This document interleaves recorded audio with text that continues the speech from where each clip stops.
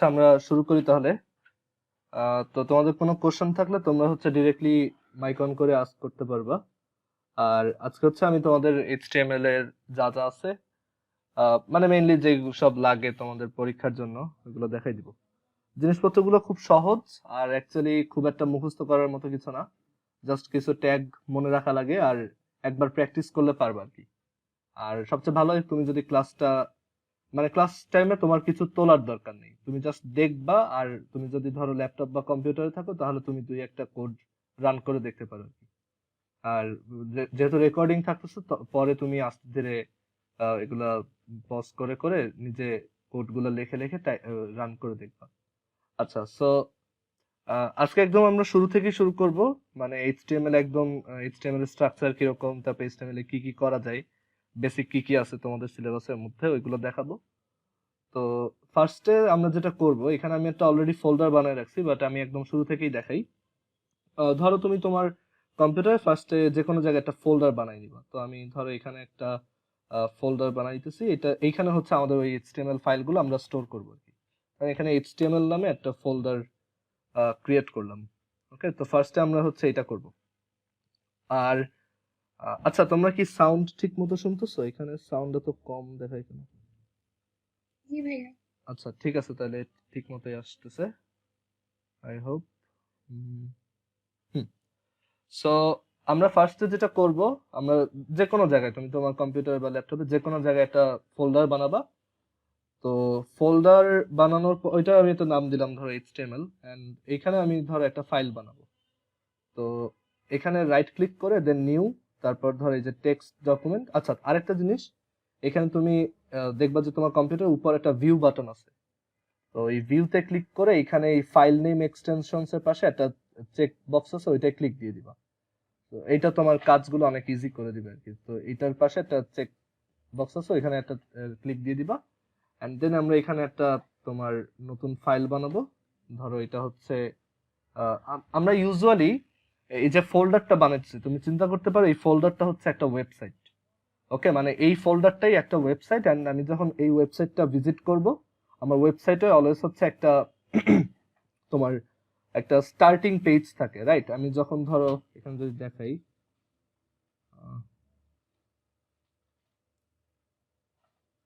এখানে যদি দেখাই, ধরো যখন ধরো google.com এ যাব, তখন আমাদের এখানে কিন্তু ফার্স্ট একটা ওয়েব পেজ দেখানো হয়, একটা এইচটিএমএল পেজ দেখানো হয়, রাইট?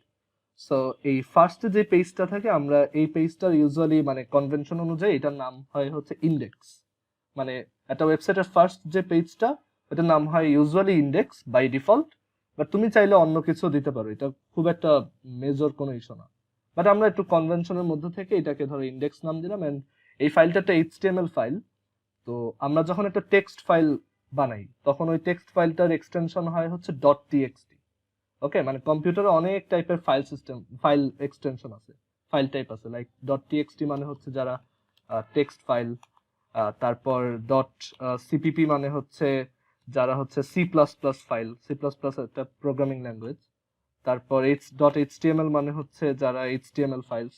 সেরকম আবার ধরো তুমি যখন একটা ভিডিও দেখো, সেগুলো ইউজুয়ালি MP4 অর MKV এরকম টাইপের ফাইল হয়। আবার একটা অডিও হয়তো MP3 এই টাইপের ফাইল হয়। সেরকম সব টাইপেরই, মানে সব ধরনের ফাইলের একটা করে ফাইল টাইপ থাকে। এন্ড ওইটা ওই ফাইলের নেমটার পরে একটা এক্সটেনশন আকারে থাকে। ইউজুয়ালি আমরা যখন ধরো কোনো একটা প্রোগ্রাম বানাই বা কোনো একটা মানে কোনো একটা সফটওয়্যার যখন রান করি, সেইগুলোর এক্সটেনশন আবার ডট ইএক্সি হয়। ডট ইএক্সি মানে এক্সিকিউটেবল ফাইল। তো এখানে আমরা যে ফাইলটা বানাবো, এটা একটা ইন্ডেক্স, মানে একটা এইচটিএমএল ফাইল। তো আমি এটার তোমার রিনেম করে, এটার তুমি রিনেম করতে পারবে এভাবে রাইট ক্লিক করে দেন রিনেম, অথবা তোমার কিবোর্ডে F2 চাপতে পারো। তো F2 চাপলেও রিনেম হবে আর কি। সো ইন্ডেক্স ডট এটা এইচটিএমএল। সো এটা যদি আমি এক্সটেনশন চেঞ্জ করি, এটা এখন একটা এইচটিএমএল ফাইল। এন্ড এটা তুমি যদি ডাবল ক্লিক করো, তাহলে এটা দেখো তোমার কম্পিউটারে যে ওয়েব ব্রাউজার আছে, হতে পারে মজিলা ফায়ারফক্স অথবা গুগল ক্রোম অথবা মাইক্রোসফট এজ। তো ওইগুলোর যে কোনো একটা দিয়ে এটা ওপেন হবে, যেটা তোমার কম্পিউটারের ডিফল্ট ব্রাউজার, ওইটা দিয়ে এটা ওপেন হবে। সো আমরা ফার্স্টে এরকম একটা ফাইল বানাই নিলাম। এন্ড আমরা এখন এই এইচটিএমএল ফাইলটায় এইচটিএমএল কোড লিখবো আর আউটপুটটা দেখবো। আরেকটা ব্যাপার একটু বলি, এইচটিএমএল কিন্তু কোনো প্রোগ্রামিং ল্যাঙ্গুয়েজ না, এটা জাস্ট একটা মার্কআপ ল্যাঙ্গুয়েজ, মানে এটা একটা ডিজাইন পারপাজের জন্য ল্যাঙ্গুয়েজ, বা এটা একটা স্ট্রাকচার মেনটেন করার ল্যাঙ্গুয়েজ। ঠিক আছে, এটা কিন্তু কোনো কোডিং ল্যাঙ্গুয়েজ না, বা তুমি এখানে কোনো লজিক বিল্ড আপ করতে পারবা না। এটা জাস্ট হচ্ছে একটা তোমার এটাকে আমি যদি বলি, এটাকে বলা হয় জাস্ট একটা তোমাকে একটা ইউআই প্রোভাইড করে। ইউআই মানে হচ্ছে ইউজার ইন্টারফেস। ওকে, তো এইখানে আমরা একটা এইচটিএমএল ফাইল বানাইলাম। তো এইচটিএমএল ফাইল এখানে হচ্ছে আমি ওয়েব ব্রাউজার দিয়ে দেখতে পারবো। আর আরেকটা ব্যাপার, এখন আমি এখানে এইচটিএমএল কোড লিখবো কিভাবে। তো আমি যেটা করতে পারি যে এখানে রাইট ক্লিক করে এখানে ওপেন উইথে যাব। ওপেন উইথে গিয়ে এখানে আমি এটা নোটপ্যাড দিয়ে লিখতে পারি। তো আমি এখানে দেখো আমার ওপেন উইথে কিন্তু নোটপ্যাড অপশনটা আসে নাই এখানে। সো আমি চুজ আনাদার অ্যাপ দিয়ে দেন এইখান থেকে হচ্ছে নোটপ্যাড সিলেক্ট করব। তো নোটপ্যাড যদি সিলেক্ট করি তখন এটা নোটপ্যাড দিয়ে ওপেন হবে। তো আমি এখন এইখানে এইচটিএমএল কোড লিখতে পারবো। তো তুমি চাইলে এইচটিএমএল কোড নোটপ্যাডে লিখতে পারো, বাট এইচটিএমএল কোড মানে একটু যদি গুছায় লিখতে চাও, বা তুমি যদি একটু খুব মানে সুন্দর মতো ফরম্যাটিং করে একটু ইজিলি লিখতে চাও, তখন অ্যাকচুয়ালি এটার জন্য আরো ভালো কোড এডিটর আছে। নোটপ্যাড হচ্ছে জাস্ট সিম্পল একটা টেক্সট এডিটর, এখানে তুমি কিছু এইচটিএমএল কোড লিখতে পারবা। বাট তুমি চাইলে আর একটু বেটার, একটু অ্যাডভান্সড কোন একটা টেক্সট এডিটর ইউজ করতে পারো। তো আমি এখানে নোটপ্যাড ইউজ করব না, এখানে আমি ইউজ করব হচ্ছে এরকম ভিএস কোড। তুমি চাইলে ভিএস কোড ডাউনলোড করতে পারো। তো ভিএস কোড ডাউনলোড করলেই তুমি হচ্ছে মানে ভিএস কোড ডাউনলোড করে ইনস্টল করা খুবই ইজি। এটা মানে খুব বেশি টাফ না, just download then install and আর কিছু করতে হয় না, জাস্ট এটা করবা। অ্যান্ড দেন তুমি যেটা করতে পারবা যে এইখানে এই ভিএস কোড দিয়ে এই ফাইলটা ওপেন করতে পারবা। তো কিভাবে ওপেন করবা, এখানে তুমি আমি তো এটা আবার করে দেখাই। দেখো এটা যদি ক্লোজ করে দেই, মানে ইউজুয়ালি তুমি যেভাবে পাবা এটা, তুমি ভিএস কোড ডাউনলোড করার পর যদি ইনস্টল করো দেখবা এরকম একটা ইন্টারফেস পাবা। এখানে ফাইলে গিয়ে তুমি ওপেন ফোল্ডার সিলেক্ট করবা। ওপেন ফোল্ডার সিলেক্ট করার পর তুমি ডেস্কটপ থেকে আমি ওই যে যেই ফোল্ডারটার ভিতরে এইচটিএমএল ফাইলটা ক্রিয়েট করছে ওইটা সিলেক্ট করে দেবো। এটা যদি সিলেক্ট করি তখন এটা এখানে ওপেন হবে।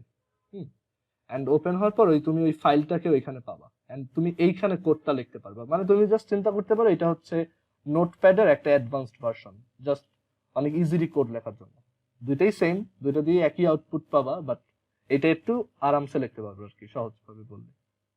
তো এখন আমরা মেইনলি এইখানে এইচটিএমএল কোড লিখবো, আর আমরা এই এইচটিএমএল ফাইলটা ওইটা আউটপুটটা দেখতে পাবো। মানে আমি এখানে একটা কোড লিখবো এন্ড এইটায় কি চেঞ্জ আসে সেটা এখানে দেখতে পাবো। তো আমি এই দুইটা উইন্ডো এর জন্য সাইড বাই সাইড রেখে দিলাম। ঠিক আছে, আমি জাস্ট এই বাম পাশে কোড লিখবো আর ডান পাশে হচ্ছে আউটপুটটা দেখা যাবে। আর এখানে আমি এই ফোল্ডারটা আপাতত ক্লোজ করে দিই, এটা আমাদের দরকার নাই। আর কি কি ওপেন আছে, আর এই নোটপ্যাডটাও আমি আপাতত ক্লোজ করে দিচ্ছি। তো এখন আমাদের মানে এনভায়রনমেন্ট রেডি। আমরা জাস্ট লেফট সাইডে এইচটিএমএল কোড লিখবো, রাইট সাইডে আউটপুট দেখবো। সো এইচটিএমএল মানে যে কোনো এইচটিএমএল কোডের একদম কমন যে পার্টটা থাকে সেটা হচ্ছে প্রত্যেকটা এইচটিএমএল ডকুমেন্ট একটা এইচটিএমএল ট্যাগ দিয়ে স্টার্ট হয় এন্ড একটা এইচটিএমএল ট্যাগ দিয়ে এন্ড হয়। তো এখানে একটা টার্ম ইউজ করতেছি যেটা হচ্ছে ট্যাগ। তো প্রত্যেকটা এইচটিএমএল ফাইল অনেকগুলো ট্যাগের কম্বিনেশনে বানানো হয়। তো প্রত্যেকটা এইচটিএমএল ফাইলে যেই ট্যাগ দুইটা অবশ্যই থাকবে সেটা হচ্ছে এইচটিএমএল ট্যাগ। তো এখানে দেখো প্রথম এইচটিএমএলটা আমি কিভাবে লিখছি, সেটা লিখছি হচ্ছে এরকম একটা লেস দেন সাইন, দেন লিখছি এইচটিএমএল, দেন একটা গ্রেটার দেন সাইন, এন্ড তারপরে আমি এখানে কিছু লাইন ফাঁকা দিয়ে আবার লেস দেন সাইন, দেন একটা স্ল্যাশ, এন্ড দেন এইচটিএমএল। এখানে এটা অটো কমপ্লিট হয়ে যায়, এর জন্য এটা ইউজ করা ইজি। তো দেন হচ্ছে এইচটিএমএল এন্ড দেন আবার গ্রেটার দেন সাইন। সো এইভাবে তোমার প্রত্যেকটা এইচটিএমএল ডকুমেন্টে এই জিনিসটা থাকবে, শুরুতে একটা এইচটিএমএল ট্যাগ আর পরে একটা এন্ডিং এইচটিএমএল ট্যাগ। এই উপরেরটা হচ্ছে স্টার্টিং ট্যাগ আর পরেরটা হচ্ছে ক্লোজিং ট্যাগ। মানে মানে অলমোস্ট সব ট্যাগেরই একটা স্টার্টিং ট্যাগ থাকে, আবার একটা এন্ডিং ট্যাগ থাকে। আবার কিছু ট্যাগ আছে যাদের শুধু স্টার্টিং ট্যাগটাই থাকে, কোনো এন্ডিং ট্যাগ বলতে কিছু নেই, ওইগুলো আমরা দেখবো। বাট এখন আমরা যে ট্যাগগুলো দেখতেছি, আমরা এই ট্যাগগুলো হচ্ছে এরকম যে ইউজুয়ালি প্রত্যেকটা ট্যাগ দেখতে এরকম হয় যে একটা লেস দেন সাইন, দেন ট্যাগটার নেম, তারপর হচ্ছে একটা গ্রেটার দেন সাইন, দেন মাঝখানে ওই ট্যাগের কন্টেন্ট, মানে ট্যাগের ভিতরে আমি যা যা দিতে চাই, অ্যান্ড দেন ট্যাগটা আবার ক্লোজ করে দিতে হয়। অ্যান্ড ক্লোজ করা যায় কিভাবে, সেটা হচ্ছে লেস দেন সাইন, দেন একটা স্ল্যাশ, দেন ওই ট্যাগ নেমটা, and then greater than. So এইভাবে হচ্ছে আমরা ট্যাগ স্টার্ট করি বা ট্যাগ ওপেন করি অ্যান্ড ট্যাগ ক্লোজ করি, অ্যান্ড ট্যাগের ভিতরে যা দিব ওই ট্যাগটা ওইগুলো প্রসেস করবে। আচ্ছা, তো এখন এখানে যদি আসি, প্রত্যেকটা এইচটিএমএল ফাইলে অবশ্যই এইচটিএমএল ট্যাগটা থাকবে, অ্যান্ড এই এইচটিএমএল ফাইলে তোমার এইচটিএমএল ট্যাগের মধ্যে আরো দুইটা যে ট্যাগ অবশ্যই থাকে, সেটা হচ্ছে হেড ট্যাগ, মানে একটা হেড পোর্শন থাকে ওই, আর আরেকটা হচ্ছে বডি পোর্শন থাকে। সো আমি এখানেও দেখো ওই হেড আর বডি এই দুইটাও কিন্তু ওই সেম ফরম্যাটে লিখছি, মানে এইটা হচ্ছে এইচটিএমএল এর ভিতর একটা পোর্শন হচ্ছে এই যে হেড, আর এখানে আরেকটা পোর্শন হচ্ছে বডি।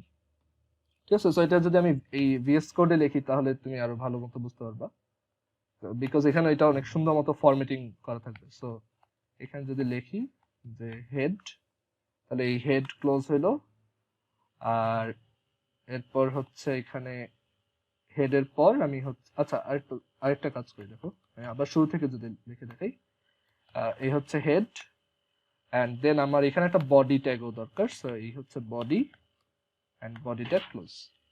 সো স্ট্রাকচারটা বোঝার ট্রাই করো। এখানে একটা এইচটিএমএল ফাইল আছে, মানে এইচটিএমএল ট্যাগ দিয়ে আমি স্টার্ট করতেছি সেটার ভিতর, অ্যান্ড ওই এইচটিএমএল ট্যাগের ভিতর আবার দুইটা পোর্শন, একটা হেড পোর্শন আর একটা হচ্ছে বডি পোর্শন। এখন হেড পোর্শনে আমি যেই ট্যাগটা দেখাবো সেটা হচ্ছে এই যে এইচটিএমএল ফাইলটা দেখো, এই যে ট্যাব যে নেম, এখানে তুমি যদি ব্রাউজারে তাকাও, এই এইচটিএমএল ফাইলটা যখন ওপেন করছি ব্রাউজারের ট্যাগ, মানে উপরে যে ট্যাবটা ওপেন হয়ে আছে সেই ট্যাবের নেম লেখা index.html। তো বাই ডিফল্ট এটা হচ্ছে ওই ফাইলটার নেম হিসেবে থাকে, মানে তুমি যে এইচটিএমএল ফাইলটা ওপেন করছো ওই ফাইলটার নামই হচ্ছে এখানে ট্যাব নেম। বাট আমি চাইলে এটা চেঞ্জ করতে পারি, তো সেটার জন্য একটা ট্যাগ আছে, তো সেই ট্যাগটা হচ্ছে টাইটেল ট্যাগ। তো আমি এই টাইটেল ট্যাগটা হচ্ছে হেডের মধ্যে লিখতে হয়, তো আমি এই হেডের মধ্যে একটা টাইটেল ট্যাগ দিব এরকম, মানে লেস দেন হচ্ছে টাইটেল, দেন এটা ক্লোজ, এন্ড ওইটা ক্লোজ করে দিলাম। এন্ড এই টাইটেল ট্যাগের মধ্যে, মানে টাইটেল ট্যাগের স্টার্টিং আর এন্ডিং এর মধ্যে আমি যেই কথাটা লিখবো সেইটাই ওই ট্যাব নেম হিসেবে এখানে শো করবে। তো ধরো আমি এটা মানে দিলাম যে এটা হচ্ছে লার্নিং এইচটিএমএল। ওকে, সো এটা যদি এখন সেভ করি, এটা সেভ করছি, এন্ড আমি যদি এই পেজটা রিফ্রেশ দিই, তাহলে দেখো এই পেজটার এই উপরের নামটা দেখো লার্নিং এইচটিএমএল আসছে। সো এইভাবে আমি বাম পাশে কোড লিখে সেভ করবো, এন্ড রাইট সাইডে রিফ্রেশ করলে এই আউটপুটটা এখানে দেখা যাবে। আচ্ছা, তো হেডের ভিতর অ্যাকচুয়ালি আরো অনেক ট্যাগ দেওয়া যায়, যেমন একটা হচ্ছে স্ক্রিপ্ট, তারপর হেডের ভিতরে আরো আছে হচ্ছে স্টাইল, তারপর হেডের ভিতর বিভিন্ন মেটা ট্যাগ, অনেক কিছু দেওয়া যায়। মানে এখানে অ্যাকচুয়ালি অনেক অনেক ট্যাগ আছে, তো আমরা সব দেখবো না, আমরা এখানে জাস্ট টাইটেল ট্যাগটাই ডিসকাস করবো। আচ্ছা, এখন আমি ধরো একটা, আচ্ছা তোমাদের কারো যদি কোশ্চেন থাকে অবশ্যই মাইক অন করে জিজ্ঞেস করবা, ঠিক আছে? চ্যাট বক্সে লেখা লাগবে না, তুমি ডিরেক্টলি মাইক অন করে জিজ্ঞেস করতে পারো। আর যদি সাউন্ড শুনতে প্রবলেম হয় বা কোনো ধরনের ল্যাগ হয় আমাকে জানাবা। আচ্ছা, সো যেটা বলছিলাম যে আমি যদি এখন ধরো এই এইচটিএমএল পেজটায় কোনো কন্টেন্ট দেখাইতে চাই, সেটা হচ্ছে বডি ট্যাগের ভিতর লিখতে হবে, ঠিক আছে? সো ধরো বডি ট্যাগের ভিতর লিখলাম my name is Kabi. So এটা যদি লিখে সেভ করি, এন্ড এটা যদি আমি এখন রিফ্রেশ দেই বা রিলোড দেই, তাহলে এখানে এই যে মাই নেম ইজ কাবি লেখা হচ্ছে। ওকে, সো এইটা হচ্ছে একদম বেসিক একটা এইচটিএমএল ফাইল।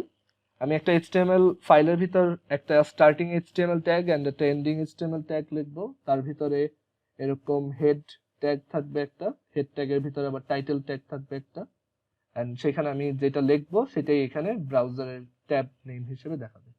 আর বডি ট্যাগের ভিতর আমি মেইনলি কন্টেন্ট, মানে এই নিচে যা আছে এইখানে যা দেখবা সেগুলো ইউজুয়ালি বডি ট্যাগের ভিতরে লেখা হয়। ওকে, তো এখন আমরা বিভিন্ন ধরনের নতুন নতুন ট্যাগ শিখবো, মেইনলি এই বডি ট্যাগের ভিতরে যা যা আছে এগুলা শো করানোর জন্য। আচ্ছা, তো এখন ধরো আমরা এখানে আমি একটা কোড লিখে দেখাই। তো ধরো আমি বডি ট্যাগের ভিতর একটা ট্যাগ লিখতেছি যেটা হচ্ছে h1, এন্ড h1 লিখে এখানে লিখলাম যে দিস ইজ এ হেডিং, এভাবে লিখলাম, এন্ড এরপর আরেকটা ট্যাগ দিলাম যেটা হচ্ছে p, এন্ড p ট্যাগ দিয়ে লিখলাম যে this is a paragraph. This is a paragraph. Okay, so দেখো বডি ট্যাগের ভিতর একটা h1 ট্যাগ দিছি, মানে এটা একটা নেম হচ্ছে h1, আর ওইটা ক্লোজও করে দিছি, এন্ড সেই h1 এর মাঝখানে আমি হচ্ছে এরকম দিস ইজ এ হেডিং লিখছি, এন্ড দেন আরেকটা ট্যাগ দিছি নিচের লাইনে যে পি, এন্ড সেই পি ট্যাগটা ক্লোজ করছি এন্ড লিখছি মাঝখানে যে দিস ইজ এ প্যারাগ্রাফ। তো এখন আমরা দেখবো যে এইটার আউটপুট কি আসবে। ওকে, সো এটা সেভ করলাম, এন্ড এখানে যদি আমি রিলোড দেই তাহলে দেখো তুমি এখানে একটা হেডিং দেখতেছো, মানে হেডিং বলতে একটা বড় ফন্টে একটা লেখা দেখতেছো, বড় এন্ড বোল্ড, এন্ড নিচে একটা প্যারাগ্রাফ দেখতেছো। সো এইখান থেকে অ্যাকচুয়ালি বোঝা যায় কোন ট্যাগটা কি কাজ করছে। h1 ট্যাগ হচ্ছে একটা হেডিং দিছে, মানে একটা হেডিং টাইপের টেক্সট ক্রিয়েট করছে, আর p ট্যাগটা হচ্ছে একটা প্যারাগ্রাফ ক্রিয়েট করছে। ওকে, সো আমি যদি ধরো আরো একটা প্যারাগ্রাফ এখানে দেই, আমরা জানি প্যারাগ্রাফ হচ্ছে ডেফিনেটলি আলাদা আলাদা প্যারা।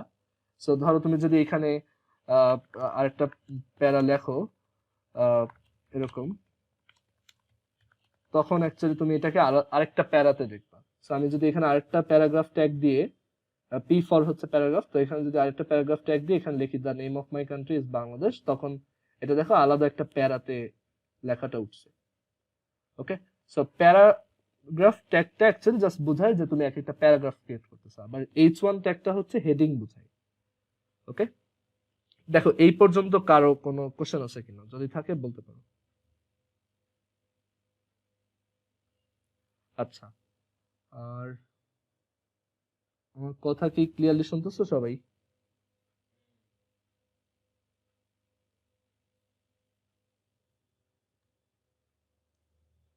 আচ্ছা, নেটওয়ার্কে যদি প্রবলেম হয়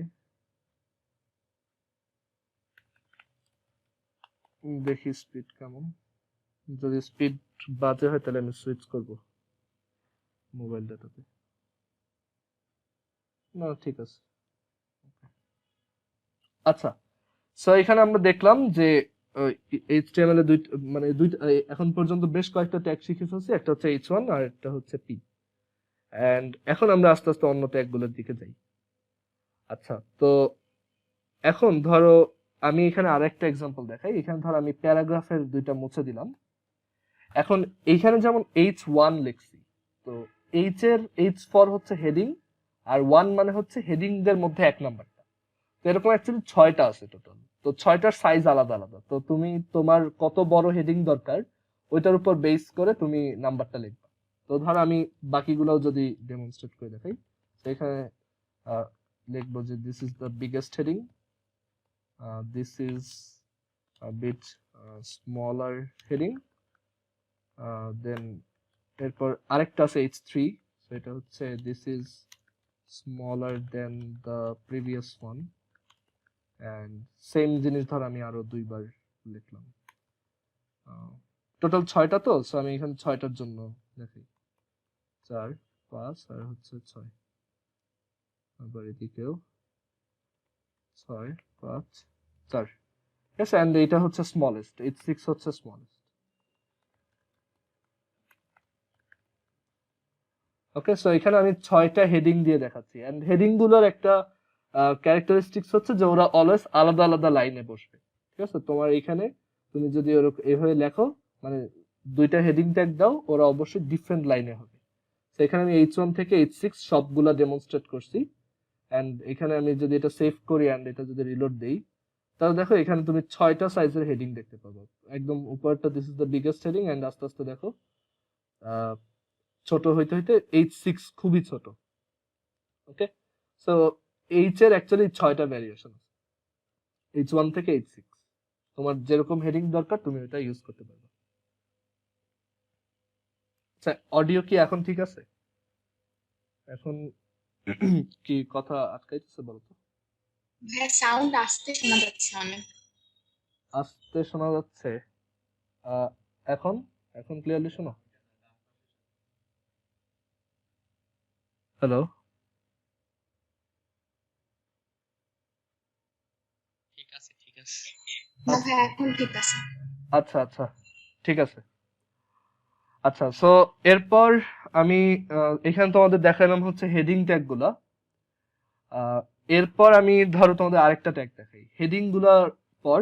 আমি এখন তোমাদের প্যারাগ্রাফও দেখাইছি, যে প্যারাগ্রাফ ট্যাগ গুলো হচ্ছে জাস্ট আলাদা আলাদা প্যারাগ্রাফ ইন্ডিকেট করে। তুমি যদি দুইটা পি ট্যাগ দিয়ে কিছু একটা লেখো, ধরো এখানে আমি লিখলাম যে this is the first paragraph, তখন তুমি এটা একটা প্যারাগ্রাফে দেখতে পাবা। আবার নিচে যদি আরেকটা পি ট্যাগ দিয়ে আরেকটা কিছু লেখো, তখন তুমি আরেকটা প্যারাতে ওইটা দেখতে পাবা। ঠিক আছে, সো এটা হচ্ছে প্যারাগ্রাফ ট্যাগের এক্সাম্পল। ওকে, আচ্ছা, এরপর এইচটিএমএল এর সবচেয়ে ইউজফুল যে ব্যাপারটা, মানে যেটার উপর বেস করে অ্যাকচুয়ালি ওয়েব জিনিসটা ফর্ম, যে একটা ওয়েবসাইটে আমরা সবসময় কিছু লিংক দেখতে পাই, আমরা একটা লিংক থেকে আরেকটা লিংকে যেতে পারি, মানে একটা লিংক ইউজ করে আরেকটা পেজে চলে যেতে পারি। সো এই কিভাবে একটা পেজের সাথে আরেকটা লিংক করা যায় সেটা এখন শিখবো। ঠিক আছে, তো এটার জন্য যে ট্যাগটা আছে সেটা হচ্ছে এ, এটা একটা নাম হচ্ছে এ। তো এই ট্যাগটার একটা সিনট্যাক্স আছে, মানে এই ট্যাগটা ইউজ করার একটা স্পেসিফিক ফরম্যাট আছে। তো ফরম্যাটটা হচ্ছে এরকম, ট্যাগটার নেম হচ্ছে এ, আর সেটা এন্ডও হয় এ দিয়ে, এরকম।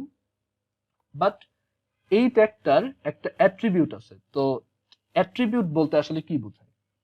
তো ধরো আমি তোমাকে একটা এক্সাম্পল দিলাম, ধরো পার্সন হচ্ছে একটা ট্যাগ। ওকে, মানে আমরা ইউজুয়ালি ট্যাগ দিয়ে একটা এন্টিটি বুঝাই, যে এই ট্যাগটা এই এলিমেন্টকে ইন্ডিকেট করে। যেমন পি ট্যাগ মান হচ্ছে এটা একটা প্যারাগ্রাফ, এইচ ট্যাগ মান হচ্ছে এটা একটা হেডিং, বডি ট্যাগ মান হচ্ছে এটা পুরোটা একটা বডি।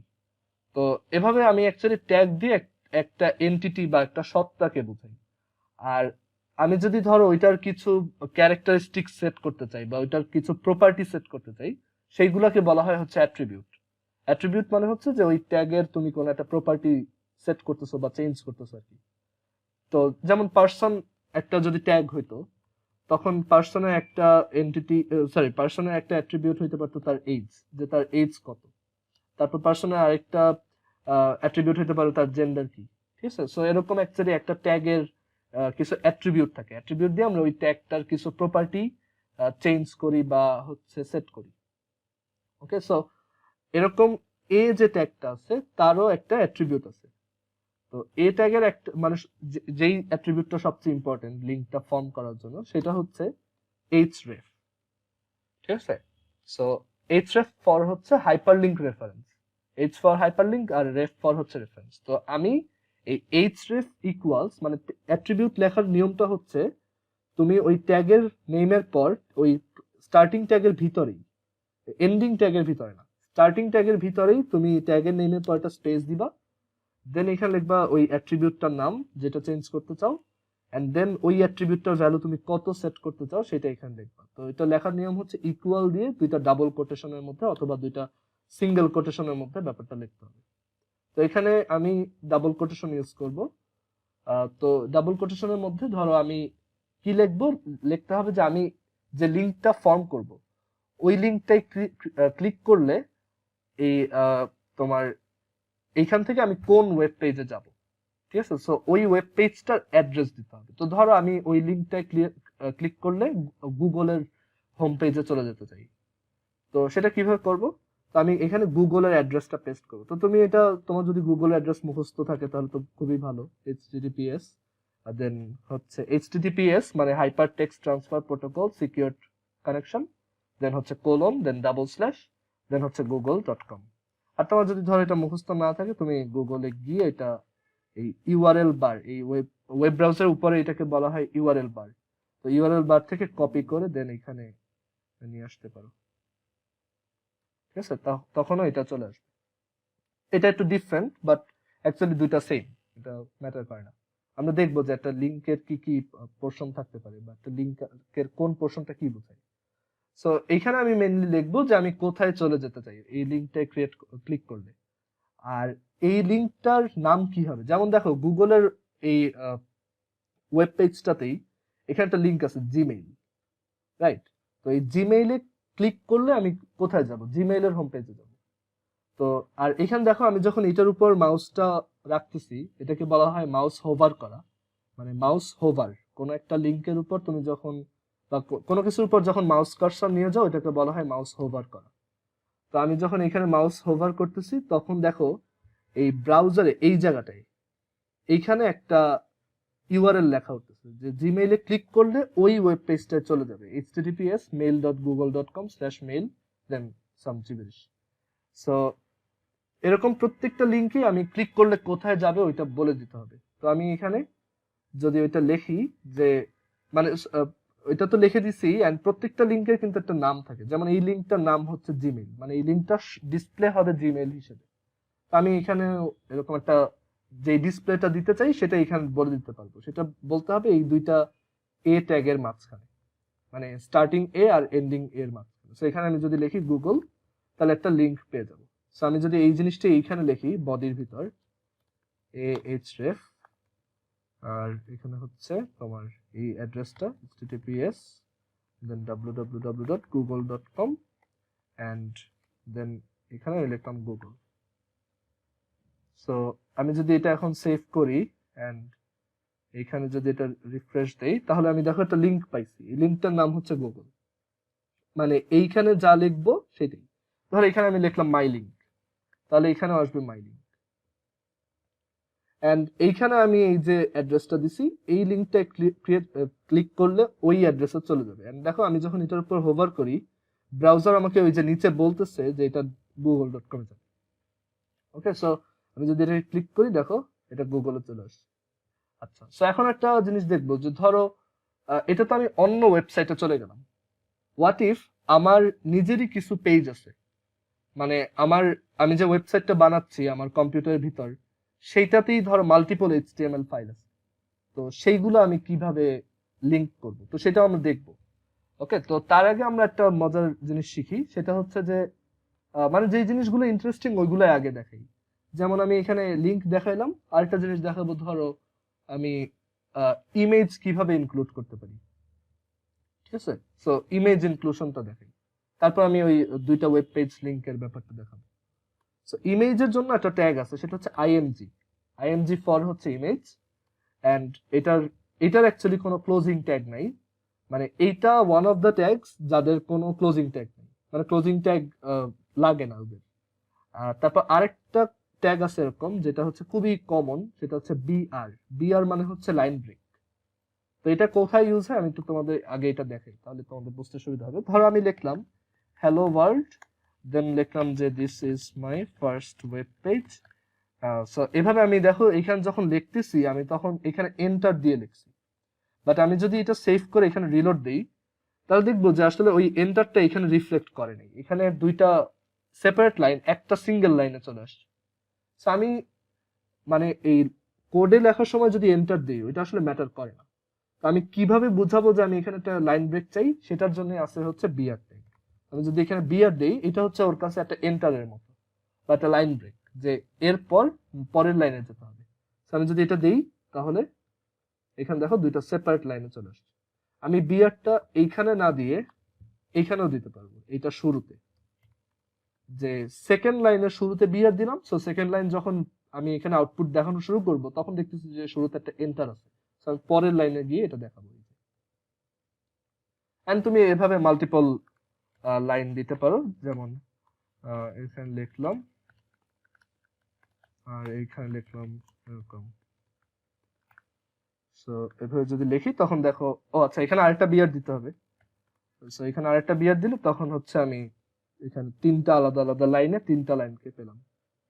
ওকে, সো লাইন সেপারেশনের জন্য বিয়ার ফর ব্রেক। ম্যাক্সিমাম ট্যাগ তুমি ট্যাগের নাম দেখেই বুঝবা যে এটা কি কাজ করে। আচ্ছা, আর আরেকটা ট্যাগ যেটা বলছে যে এন্ডিং ট্যাগ নাই, সেটা হচ্ছে ইমেজ।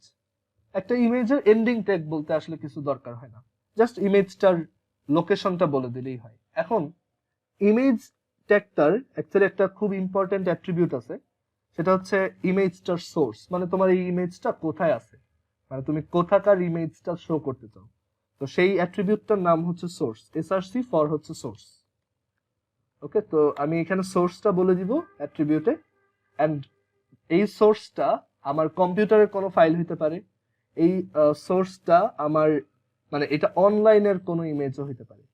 তো আমি ফার্স্টে তোমাদের কম্পিউটারের ভিতরে একটা ফাইল দিয়ে দেখাই, আর তারপর হচ্ছে আমি ধরো অনলাইনে কিছু একটা দেখাবো। তো আমি এখানে গুগলে গিয়ে একটা র্যান্ডম বিড়ালের ছবি এখানে দেখাই।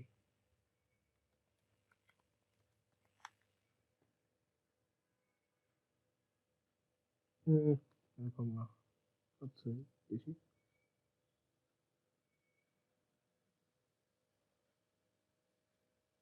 এটা ইউজ করি। আচ্ছা, সো আমি এটা ডাউনলোড করব ফার্স্টে,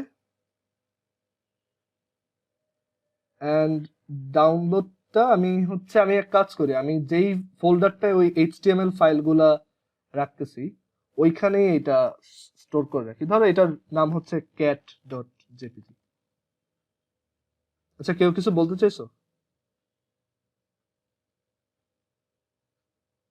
ওকে, সো আমি ইমেজটা সেভ করছি। তো ইমেজটা কোথায় সেভ করছি? এটা হচ্ছে এই যে এইচটিএমএল ফোল্ডারের ভিতর, এখানে cat.jpg নামে এই ফাইলটা আছে। ওকে, তো আমি এই ইমেজটা আমার ওয়েব পেজে দেখাইতে চাই। তো আমি এই ইমেজটাকে আমার এইচটিএমএল ফাইলের সাথে সেম ফোল্ডারের ভিতর রাখছি। তো এখন আমি কিভাবে এটা শো করব সেটা দেখো। আমি যেটা করব এখানে, মানে এখন আপাতত আমার এই ইমেজটা ফোল্ডারের ভিতরে আছে। তো আমি যেটা করব, এই সোর্সের ভিতর যদি আমি যেই এইচটিএমএল ফাইল থেকে এটা দেখাইতে চাই সেইটা আর ইমেজটা একই জায়গায় থাকে, একই ফোল্ডারের ভিতর থাকে, তখন জাস্ট ইমেজটার নাম লিখে দিলেই হবে। সো আমি এখানে জাস্ট লিখবো cat.jpg, এন্ড অবশ্যই ফাইল এক্সটেনশন দিতে হবে। এটা পিএনজি ফাইল হইতে পারে, এটা জিফ ফাইল হইতে পারে, এটা তোমার আরো অনেক ইমেজ ফরম্যাট যেগুলো আছে, তোমার ওই যে কি বলে বিএমপি, তো এরকম বিটম্যাপ ফাইল যেগুলো, তো এরকম যে কোনো ইমেজ ফাইল হইতে পারে। তো ওইটার এক্সটেনশন সহ বলতে হবে, এন্ড এক্সটেনশন এই যে এখানে দেখাই যাচ্ছে, এটা জেপিজি ফাইল, জেপেগ আর কি। তুমি এটা প্রপার্টিজে গেলেও দেখতে পাবা, এটা হচ্ছে একটা জেপিজি ফাইল। আচ্ছা, সো এটা আমি এখন এখানে ইনক্লুড করে দেখাইতে চাই। সো কিভাবে দেখাবো দেখো, এখানে জাস্ট এই নামটা লিখবো, এন্ড কোনো এন্ডিং ট্যাগ লাগবে না। সো আমি যদি এটা এখানে দেখাই, এই মানে এই জিনিসটা যদি এখানে করি, তখন ওই ক্যাটটার ছবি এখানে চলে আসবে। সো আমি যদি এটা স্টোর সেভ করে এটা রিলোড দেই, তো দেখো এই ক্যাটটার ছবি এখানে আসছে, বাট ক্যাটটার ছবি এখানে বেশ বড় করে দেখাচ্ছে আর কি। ওকে, তো এটার আবার সাইজ সেট করতে পারবো। তো সাইজটা কিভাবে সেট করবো দেখো, এই ইমেজ ট্যাগটার আরো দুইটা অ্যাট্রিবিউট আছে খুবই কমন, যে আমরা হয়তো একটা ছবিকে একটু ছোট বড় করে দেখাইতে চাই। তো একটা অ্যাট্রিবিউট আছে হচ্ছে হাইট, আর আরেকটা অ্যাট্রিবিউট আছে হচ্ছে উইডথ। সো তুমি ধরো আমি এইখানে যে হাইট উইডথ দিব, এগুলো আবার পিক্সেল হিসেবে দিতে হয়। তো একটা থাম্ব রুল হচ্ছে, মানে আমি যেভাবে মনে রাখি, প্রতি 100 পিক্সেল হচ্ছে তোমার 1 ইঞ্চির মতো। তো তুমি একটু হিসাব করে দেখো, আমি যদি ধরো এখানে এটাকে মোটামুটি এরকম দেখাইতে চাই, এইটুক জায়গার মধ্যে দেখাইতে চাই, তাইলে এটা হয়তো তোমার 400 বাই 400 পিক্সেল বা 500 বাই 500 পিক্সেল দেখাইলে হয়তো ভালো হবে। ঠিক আছে, আমরা একটু ট্রাই করে দেখি। তো আমি হাইট দিলাম হচ্ছে 500, এটা অবভিয়াসলি হচ্ছে পিক্সেল ইউনিটে, মানে এটা হচ্ছে পিএক্স। এখানে ইউনিটটা তুমি না দিলেও কোনো সমস্যা নেই। ওকে, মানে না দিলেও এটা ও হচ্ছে পিক্সেল হিসেবেই ধরে নেবে। আর এই উইথ তো হচ্ছে আমি পিক্সেল ইউনিটেই চিন্তা করব, আর পিক্সেল ইউনিটটা শর্ট ফর্ম হচ্ছে পিএক্স। আমি যদি এইটা এখানে করি, তখন এটা হোপফুলি তোমার এরকম ছোট সাইজ আসবে। সো দেখো এটা এখন 500 বাই 500 সাইজে আসছে, মানে এটা অলমোস্ট 5 ইঞ্চির মতো, এক্স্যাক্টলি 5 ইঞ্চি না, বাট থাম্ব রুল আর কি, তুমি ওইভাবে চিন্তা করতে পারো, মানে মোটামুটি মিলে। তো এইভাবে তুমি এই ইমেজটা এখানে দেখাতে পারো। আর আরেকটা ব্যাপার হচ্ছে, এই ইমেজ ট্যাগের অ্যাকচুয়ালি আরো অনেক অ্যাট্রিবিউট আছে। যেমন একটা খুব ইউজফুল অ্যাট্রিবিউট হচ্ছে এএলটি। এএলটি ফর হচ্ছে অল্টারনেটিভ টেক্সট। তো অল্টারনেটিভ টেক্সট মানে হচ্ছে যে ধরো এই ইমেজটা আমার এইচটিএমএল ফাইল যদি কোনো কারণে খুঁজে না পাই, তখন এই ইমেজের জায়গায় কি লেখা উঠবে। তো ধরো আমি যদি ইমেজটা এখান থেকে ডিলিট করে দিই, ধরো আমি এটা হচ্ছে ডিলিট করে দিলাম, ডিলিট করে যদি দেই, এন্ড এখন যদি আমি এটা ওয়েব ব্রাউজারে গিয়ে এটা করি, মানে রিফ্রেশ দেই, তখন দেখো এখানে ইমেজটা লোড করতে পারে, মানে এই নামের কোনো ফাইল ওইখানে নাই। তো এই অবস্থায় যদি ধরো এরকম কখনো হয় যে আমি ইমেজটা কোনো কারণে লোড হয়নি বা ইমেজটা ডিলিট হয়ে গেছে, তখন ওয়েব ব্রাউজারে কি শো করব সেইটা একটা টেক্সট আকারে এখানে দিতে হবে। তো এই এলটি অ্যাট্রিবিউটের ভিতরে আমি হয়তো লিখে দিতে পারি যে ইমেজ নট ফাউন্ড। সো এটা লিখে দিলে ইউজার যে ওয়েবসাইটটা চালাইতেছে ও বুঝবে যে এই ইমেজটা হয়তো ডিলিট হয়ে গেছে বা এই ইমেজটা পাওয়া যাচ্ছে না।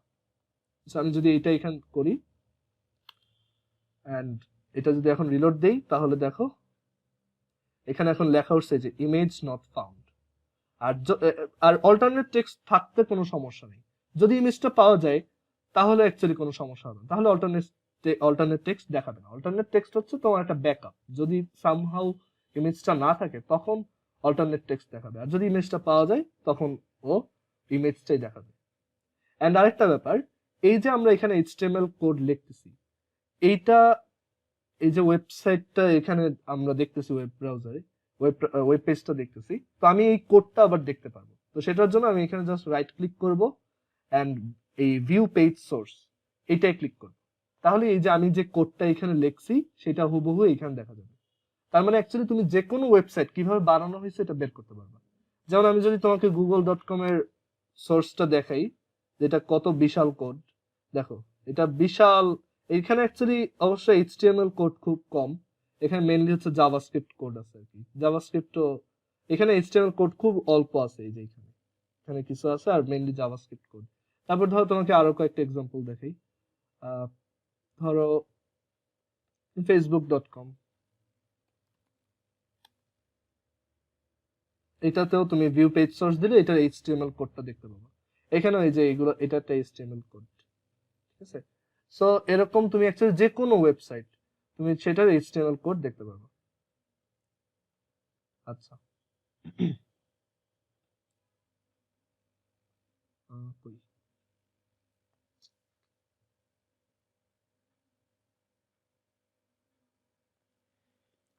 ওকে, সো আমরা দেখলাম কিভাবে ইমেজ অ্যাড করা যায় এন্ড অল্টারনেট অ্যাট্রিবিউটটার কাজ কি ওটাও বুঝতে পারলাম।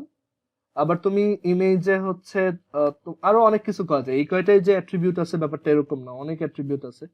তো এগুলার অ্যাকচুয়ালি সবগুলা মনে রাখাও পসিবল না, আর সবগুলো আমার দরকার নেই, আমার যখন যেটা লাগবে আমি রেফারেন্স থেকে ওইটা দেখে নিব। ওকে, আচ্ছা। এন্ড আমি চাইলে এখানে এই হাইট উইথ আর একটু চেঞ্জ করেও দেখতে পারি যে কিরকম চেঞ্জ হয়। আমি ধরো 500x400 দিলাম, তখন এটা দেখতে এরকম হবে যে উইথটা একটু কমে গেছে, 400 পিক্সেল হয়ে গেছে। তো দেখো এই পর্যন্ত কারো বুঝতে প্রবলেম হয়েছে কিনা ইমেজ অ্যাড করা নিয়ে? আমরা হেডিং দেখছি, প্যারাগ্রাফ দেখছি, তারপর হচ্ছে লিংক দেখলাম। এখন আমরা একটা মজার কাজ করি, আমরা ধর দুইটা ওয়েব পেজ বানাই, একটাতে হচ্ছে এই ক্যাটটার ছবি আছে, আর চ্যাট বক্সে কোশ্চেন করতে নিষেধ করছি, মাইক অন করে বলো, আজকে একটু চ্যাট চেক করার জন্য প্রবলেমেটিক, মাইক অন করে বলবা। ইমেজ ট্যাগের এই যে এটা ক্লোজ করে নেই, তো ইমেজ ট্যাগের কোনো ক্লোজিং ট্যাগ হয় না। ওকে, অনেক ট্যাগই আছে যাদের কোনো ক্লোজিং ট্যাগ নেই। আচ্ছা, সো যেটা বলতেছি যে আমরা এখানে ধরো এই একটা ওয়েব পেজ বানাইলাম, এটা বেশি ওয়াইড লাগতেছে, আমি ধরো 450 দিই। সো আমি ধরো এই একটা ওয়েব পেজ বানাইলাম এন্ড ধরো আরেকটা ওয়েব পেজ বানাবো, যেটা ধরো ধরো ওইখানে কিছু টেক্সট আছে।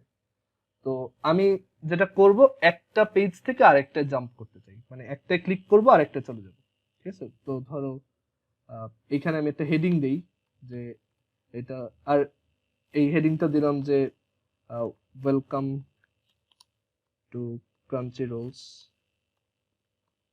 এন্ড হেডিং দিয়ে আমি এখানে নিচে একটা ছবি দেখাই দিছি। আর এখন ধরো আমার একটু ইচ্ছা হলে এই হেডিংটা মাঝখানে দেখাইতে পারলে খুব ভালো হতো, তো সেটার জন্য একটা ট্যাগ আছে সেন্টার ট্যাগ। তুমি সেন্টার ট্যাগের মাঝখানে যা কিছু লিখবা সেটা হচ্ছে, যদিও সেন্টার ট্যাগটা ডেপ্রিকেটেড, মানে সেন্টার ট্যাগ এখন কেউ ইউজ করে না, বাট স্টিল এটা কাজ করে, মানে এটার আরো বেটার অল্টারনেটিভ আছে আর কি। তো সেন্টার ট্যাগের মাঝখানে যদি তুমি কিছু লেখো তাহলে এটা মাঝখানে চলে আসবে। আমি সেন্টার ট্যাগের ভিতরে ওই H1টা লিখছি, দ্যাটস ওয়াই পুরো H1 জিনিসটা মাঝখানে চলে আসছে। আমি যদি সেন্টার ট্যাগটার ভিতরে H1 আর ইমেজ দুইজনকেই লিখতাম তাহলে ইমেজটাও মাঝখানে থাকতো।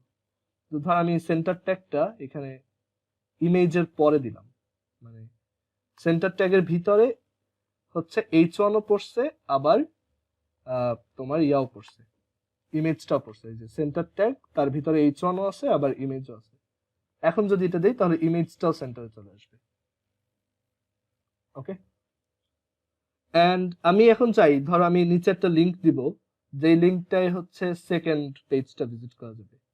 এখানে ধরো লিখলাম যে আমি ধরো ওইটাও সেন্টারে রাখতে চাই, তো আমি ধরো একটা লিংক দিব আমার সেকেন্ড পেজে, তো ওইটার অ্যাড্রেসটা পরে লিখি। আর ধরো লিংকটার নাম হচ্ছে ধরো লিখলাম যে go to the second page, okay এরকম লিখলাম। অথবা ধরো আমি আর একটু চেঞ্জ করে লিখি যে গো টু দ্য সেকেন্ড পেজটা হচ্ছে লিংকের ভিতরে দিলাম, মানে ওইটায় ক্লিক করলে লিংকটা আসবে আর কি। মানে এটা যদি একটু দেখাই তাহলে বুঝতে পারবা, এই যে সেকেন্ড পেজটা হচ্ছে লিংক, এইটায় ক্লিক করলে লিংক ওই একটা লিংকে চলে যাবে। বাট আমি এখনো লিংকটা ক্লিক করলে কোথায় যাবে ওইটা ডিফাইন করিনি, এখানে ওইটা মেনশন করি নাই, তো ওইটা মেনশন করে দিতে হবে। আরেকটা ব্যাপার দেখো, এই লেখাটা কিন্তু ইমেজের বরাবর আসছে, বাট আমি এটা ইমেজের নিচে চাইছি, তাহলে একটা বিআর ট্যাগ দিতে হবে, লাইন ব্রেক। ইমেজের পর একটা বিআর দিয়ে দিব, তাহলে এটা নিচের লাইন আসবে। সো আমি এই সেকেন্ড পেজ লিংকটা ক্লিক করলে পরের পেজে যাবে। এখন পরের পেজটা আমি এখানে বানাই, দেখো আমি ওই ফোল্ডারটা আসলাম, অ্যান্ড আমি এইখানে ধরো এখন আরেকটা এইচটিএমএল ফাইল বানাবো। সো এই যে রাইট ক্লিক, দেন নিউ, তারপর হচ্ছে টেক্সট ডকুমেন্ট, অ্যান্ড এখানে ধরো এটার নাম দিলাম সেকেন্ড পেজ, অ্যান্ড এটারও এক্সটেনশন হচ্ছে এইচটিএমএল, সেটা দিলাম। অ্যান্ড এখন এইটার এইচটিএমএল কোড আমি চেঞ্জ করব। সো এখানে ভিএস কোডে গিয়ে আমি সেকেন্ড পেজেও কিছু এইচটিএমএল লিখি। ধরো এখানে আমি আরেকটা ছবি দিব, এখানে যদি আসি সেকেন্ড পেজটা যদি দেখাই, তো এখানে হচ্ছে আমি ধরো এইচটিএমএল কোড লিখলাম কিছু,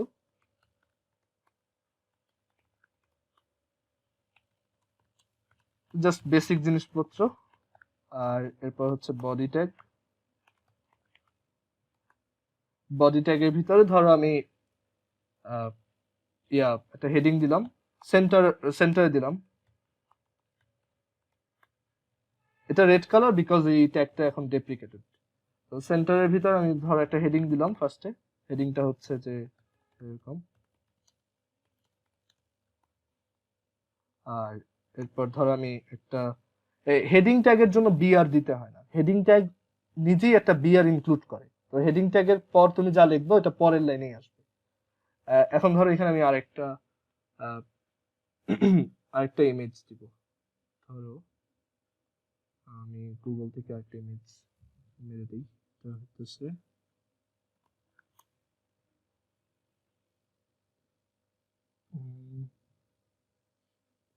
কি দেওয়া যায়,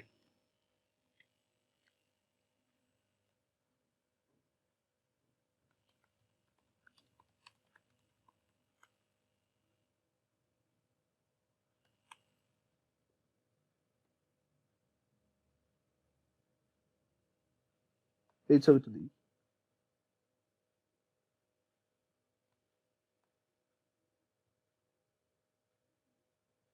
সেই ইমেজটা এখানে সেভ করলাম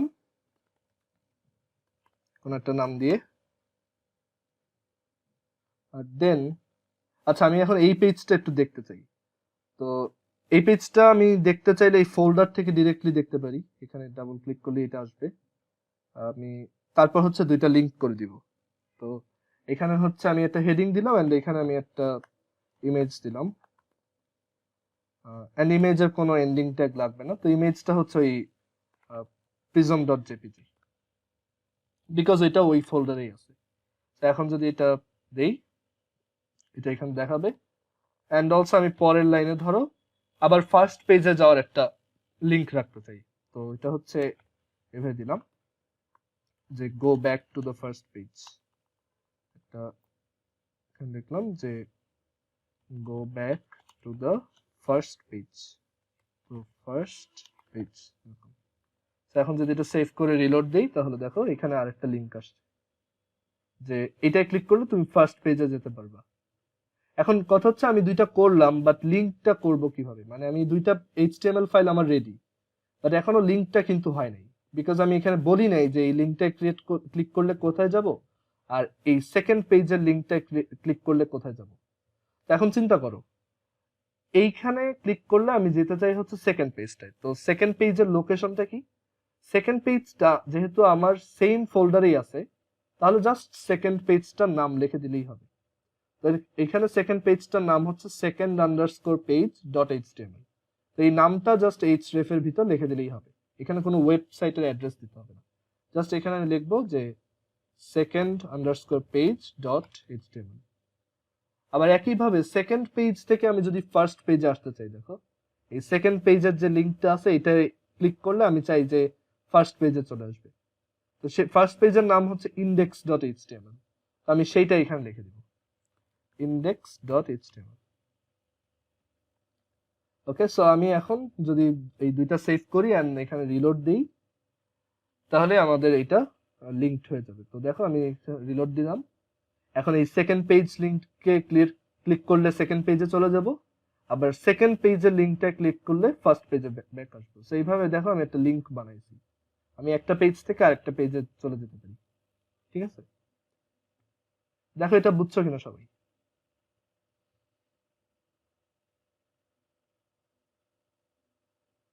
কারো কি কোশ্চেন আছে এখানে?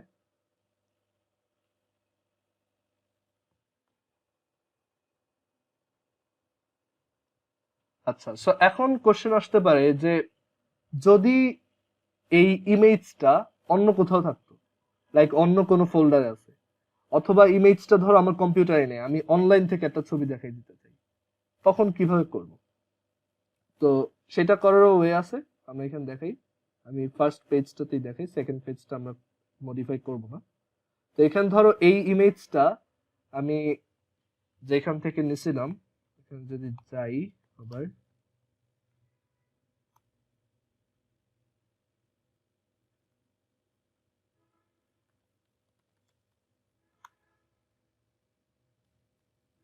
আচ্ছা ধরো এবার আরেকটা ইমেজ দিয়ে দেখি, ধরো এটা। তো আমি ধরো এই ইমেজটা ডিরেক্টলি দেখাইতে চাই, মানে আমি ডাউনলোড করতে চাই না, সো এখান থেকে ডিরেক্টলি দেখাইতে চাই। তো কি করব, আমি এখানে এই এই যে ইমেজটা, এই ইমেজটার একটা তোমার এই অ্যাড্রেস আছে, সো তুমি এটা রাইট ক্লিক করে এখানে দেখবা যে একটা অপশন আছে কপি ইমেজ অ্যাড্রেস।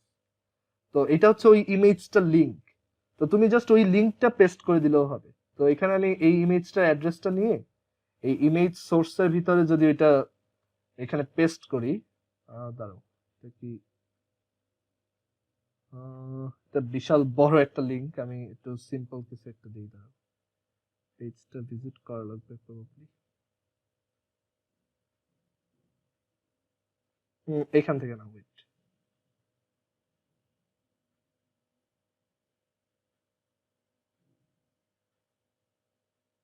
এটা পিন্টারেস্টে।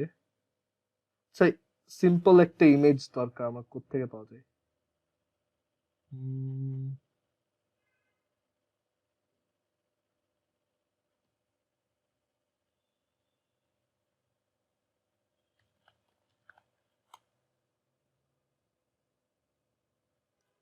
এখান থেকে দেখি, মানে তুমি ধরো ইন্টারনেটে কোথাও একটা ইমেজ পাইছো, ওইটার লোকেশনটা জাস্ট দিয়ে দিবা, তাহলেই এটা দেখাবে।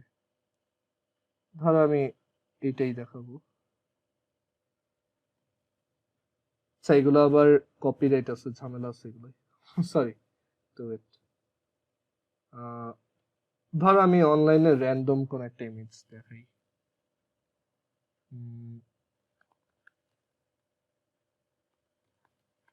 ধরো মুনের একটা, উইকিপিডিয়া থেকে কিছু একটা নিই, তাইলে এটা কম হবে। So আমি উইকিপিডিয়াতে এখানে ধরো এই এই ছবিটা এখানে আনতে চাই। তো এখানে এই ছবিটা তুমি যদি ক্লিক করো, তাহলে এখানে ছবিটার হচ্ছে বড় ভার্সনটা আসবে। তো এটা আসার পর তুমি জাস্ট এই অ্যাড্রেসটা কপি করবা, অথবা এখান থেকে করা যায়, আমি দেখাই। এখানে গিয়ে তুমি রাইট ক্লিক করবা, রাইট ক্লিক করে কপি ইমেজ অ্যাড্রেস, এন্ড এই ইমেজটা তুমি, এই অ্যাড্রেসটা তুমি এখানে ইমেজ সোর্সের ভিতর দিবা। তো এটা যদি দাও, এখানে দেখো আমি এখন সোর্সের ভিতর একটা পুরা লিংক দিয়ে দিছি। তো এটা যদি দেই এন্ড এটা যদি রিলোড দিই তাহলে, আচ্ছা কই ইমেজটা কোথায়, ইমেজটা একটু টাইম লাগবে হয়তো লোড করতে, আসুক, কারণ এটা তো আমি ইন্টারনেট থেকে নিচ্ছি আর কি, মানে বাইরে থেকে নিতেছি, লোকাল ফাইল না। সো একটু টাইম লাগার কথা, এটা লোড হচ্ছে আর কি, এখনো দেখি, হয়তো একটু টাইম লাগবে। আরেকবার রিলোড দেই।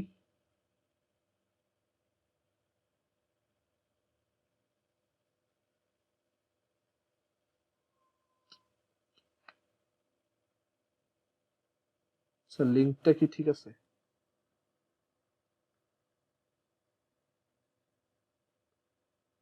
নাকি আমার নেট স্লো? তো হইতে পারে। আচ্ছা ওয়েট, আরেকটু ট্রাই করি।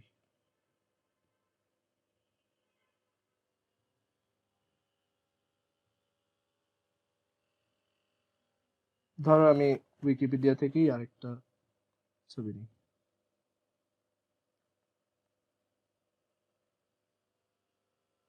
ধরো এইটা, কপি ইমেজ অ্যাড্রেস, আর দেন এইখানে পেস্ট করে দিই।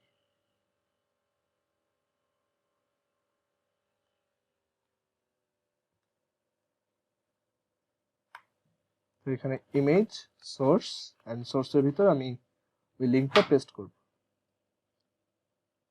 তো এখন যদি এটা সেভ করি এন্ড দেন এটা যদি রিলোড দেই, তাহলে এটা চলে আসবে। অথবা আমি এখান থেকে ফাইলটা নতুন করে অন করতে পারি। এটা খুব টাইম নিতেছে কেন জানি, ইমেজটা কোনো কারণে লোড হইতেছে না। বাট তুমি এইভাবে যখন অনলাইনে কোনো একটা ইমেজ পাবো ওইটা নিয়ে বসাই দিতে পারবো, কোনো সমস্যা হবে না, তো যদি মানে ওইটা অ্যাক্সেস থাকে। সো তোমার যদি এটা দূরের কোথাও থাকে, মানে অনলাইনেও থাকে, ওইখান থেকেও নিতে পারবা।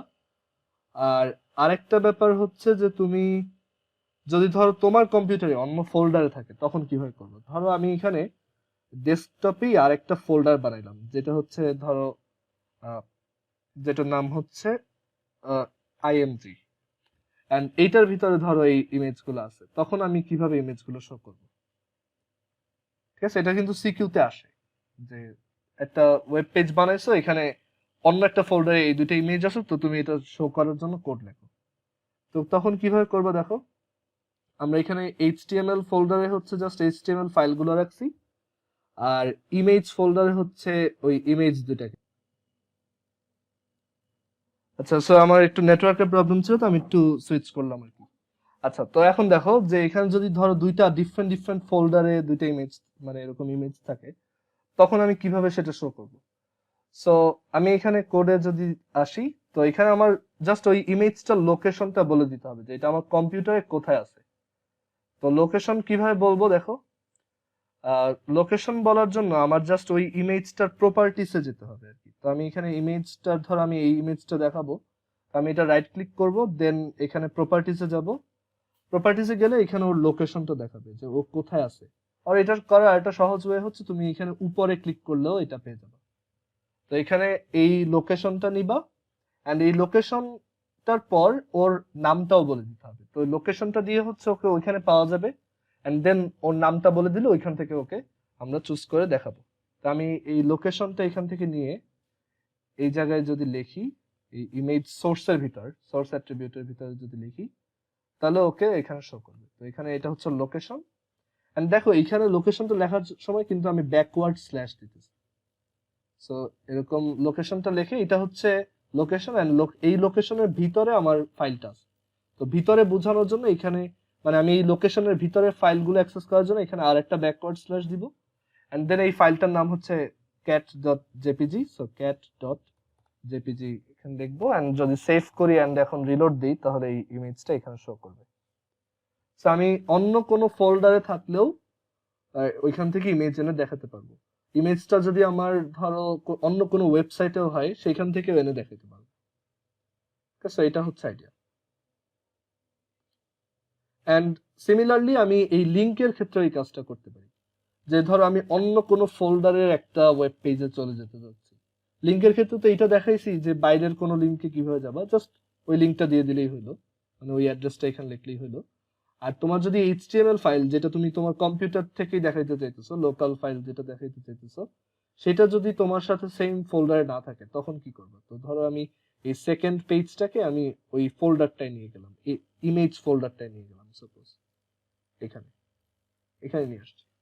তো এখন কিভাবে দেখাবো? ওই আবারও সেম আইডিয়া, আমি লোকেশন কপি করব ফার্স্টে, এই এইচ রেফের ভিতর আমি ওই লোকেশনটা লিখবো, এন্ড দেন ব্যাকস্ল্যাশ দিয়ে আমি এইচটিএমএল ফাইলটার নাম লিখবো, তো সেটা হচ্ছে secondary page dot HTML.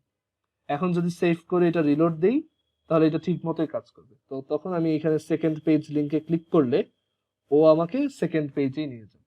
But এখন সেকেন্ড পেজটা কিন্তু অন্য ফোল্ডারে আছে, আর এই ফার্স্ট পেজটা কিন্তু আরেকটা ফোল্ডারে আছে। বাট আমি স্টিল ফোল্ডার টু ফোল্ডার জাম্পও করতে পারবো, বিকজ আমি এখন ওর একদম অ্যাবসোলুট অ্যাড্রেসটা বলে দিতেছি যে ও কোথায় আছে। ওকে, আমরা এতক্ষণ জাস্ট ফাইল নেম বলতেছিলাম, বাট এখন আমি ওর পুরো লোকেশনটাই বলে দিচ্ছি, মানে ওর পুরো লোকেশন ইউআরএলটাই বলে দিচ্ছি যে ও এই ড্রাইভে এই ফোল্ডারের ভিতর এই ফোল্ডারের সাব ফোল্ডার সেইখানে এই নামে আছে। তো তখন ওকে খুঁজে বের করা খুবই সহজ। সো লিংক করা আর ছবি অ্যাড করা এই পর্যন্ত বুঝছো সবাই? কারো কোনো কোশ্চেন আছে?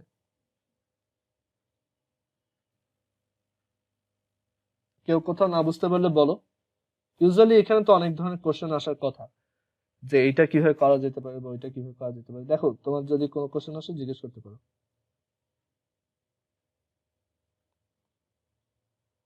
আচ্ছা, সো কোশ্চেন যদি না থাকে এখন আমরা আরেকটা জিনিস দেখাবো, যে কিভাবে আমরা ধরো এইচটিএমএল এ বিভিন্ন কালার ইউজ করতে পারি। কালার ইউজ করাটা দেখাবো, তারপর হচ্ছে তোমাদের লিস্ট ইউজ করা দেখাবো, আর দেখাবো হচ্ছে তোমাদের ওই বিভিন্ন ফরম্যাটিং ট্যাগ আছে, ওইগুলো অবশ্য খুব সহজ। আগে ফরম্যাটিং ট্যাগের ব্যাপারগুলো দেখাই, মানে তুমি বিভিন্ন একটা টেক্সটকে বিভিন্ন স্টাইল দিতে পারবে আর কি। তো ওইগুলো দেখাই।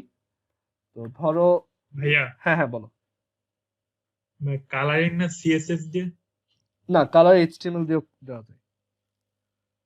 আচ্ছা, তো ধরো আমি এখানে এই ব্যাকগ্রাউন্ড দিয়ে একটা কালার দিয়ে দিতে চাই। ধরো আমি ব্যাকগ্রাউন্ডে একটা কালার দিব, তো এটার জন্য এই বডি ট্যাগটার একটা অ্যাট্রিবিউট আছে,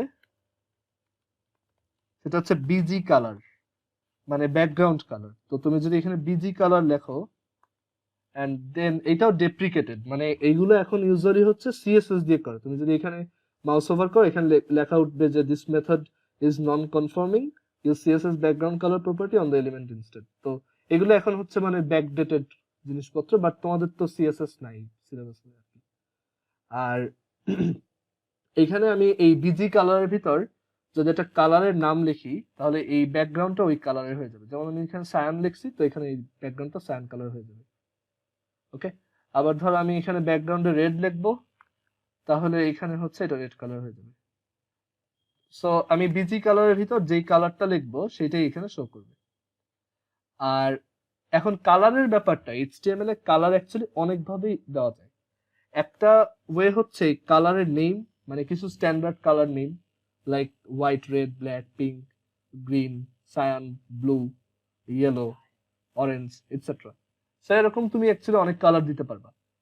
বাট আরেকটা ওয়ে হচ্ছে তুমি কালারের মানে প্রত্যেকটা কালারের অ্যাকচুয়ালি একটা কালার কোড থাকে। তো তুমি যদি ধরো একটা কালারের কোনো একটা স্পেসিফিক শেড দেখাইতে চাও, তখন তোমার ওই কালার কোড দিয়ে দেখাইতে হবে। তো এই কালার কোডের ব্যাপারটা একটু এক্সপ্লেন করে বলি, যে এটা কিভাবে বানানো হয়, কালারের যে কোডটা সেটা কিভাবে আসে। তো আমরা এখানে একভাবে কালার ইনপুট দিতে পারবো, সেটা হচ্ছে প্রত্যেকটা কালার আরজিবি ফরম্যাটে লেখা যায়। আরজিবি মানে হচ্ছে রেড, গ্রিন, ব্লু, মানে প্রত্যেকটা কালার রেড, গ্রিন আর ব্লু মিক্স করে বানানো পসিবল। ওকে, এন্ড এইখানে আমরা এই রেড, গ্রিন, ব্লুতে তোমার মানে প্রত্যেকটার জন্য 0 থেকে 255 এর মধ্যে যে কোনো একটা নাম্বার স্পেসিফাই করতে পারবো। তো আমি যদি ধরো রেডের জন্য 255 দেই, গ্রিনের জন্য 0 দেই, আর ব্লুর জন্য 0 দেই, তাহলে আমি এক্স্যাক্টলি রেড কালারটাই পাবো। আবার ধরো আমি যদি সবগুলাতে 255 দিই, তুমি যদি সব কালার মিক্স করো তাহলে কি পাওয়া যায়? হোয়াইট কালার পাওয়া যায়। সো আমি যদি রেডে 255 দিই, গ্রিনে 255 দিই, আর ব্লুতে 255 দিই, তখন আমি হোয়াইট কালার পাবো। তো এই নাম্বারগুলো হচ্ছে ইন্টেন্সিটি বোঝায়, যে আমি কোন কালারটা কতটুকু দিতে চাই। আমি যদি ধরো এই কালারটা গ্রিন একটু কম মিক্স করতে চাই, তাহলে আমি এখানে ধরো একটু কমাই দিলাম, 100 দিলাম, বা ধরো 95 দিলাম। এরকম যে কোনো নাম্বার আমি 0 থেকে 255 এর মধ্যে এক একটা নাম্বারের জন্য এক এক কালার আসবে। ঠিক আছে, এন্ড এখানে তুমি বলো তো তাহলে টোটাল কয়টা কালার দেখানো পসিবল, দেখি বলতে পারো কিনা। আমি এই আরজিবি ফরম্যাটে টোটাল কয়টা কালার দেখাতে পারবো? প্রত্যেকটার জন্য আমি 0 to 255 এরকম নাম্বার স্পেসিফাই করব। তো ইন টোটাল কয়টা কালার দেখানো পসিবল? কেউ পারলে মাইক অন করো অথবা চ্যাট বক্সে বলতে পারো।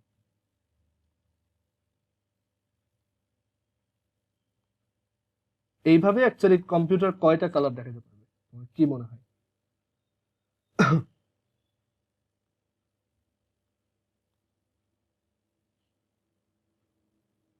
এখানে এটা একটা করে দেখাই তাহলে বুঝতে পারবা, মানে এই RGB ইউজ করে।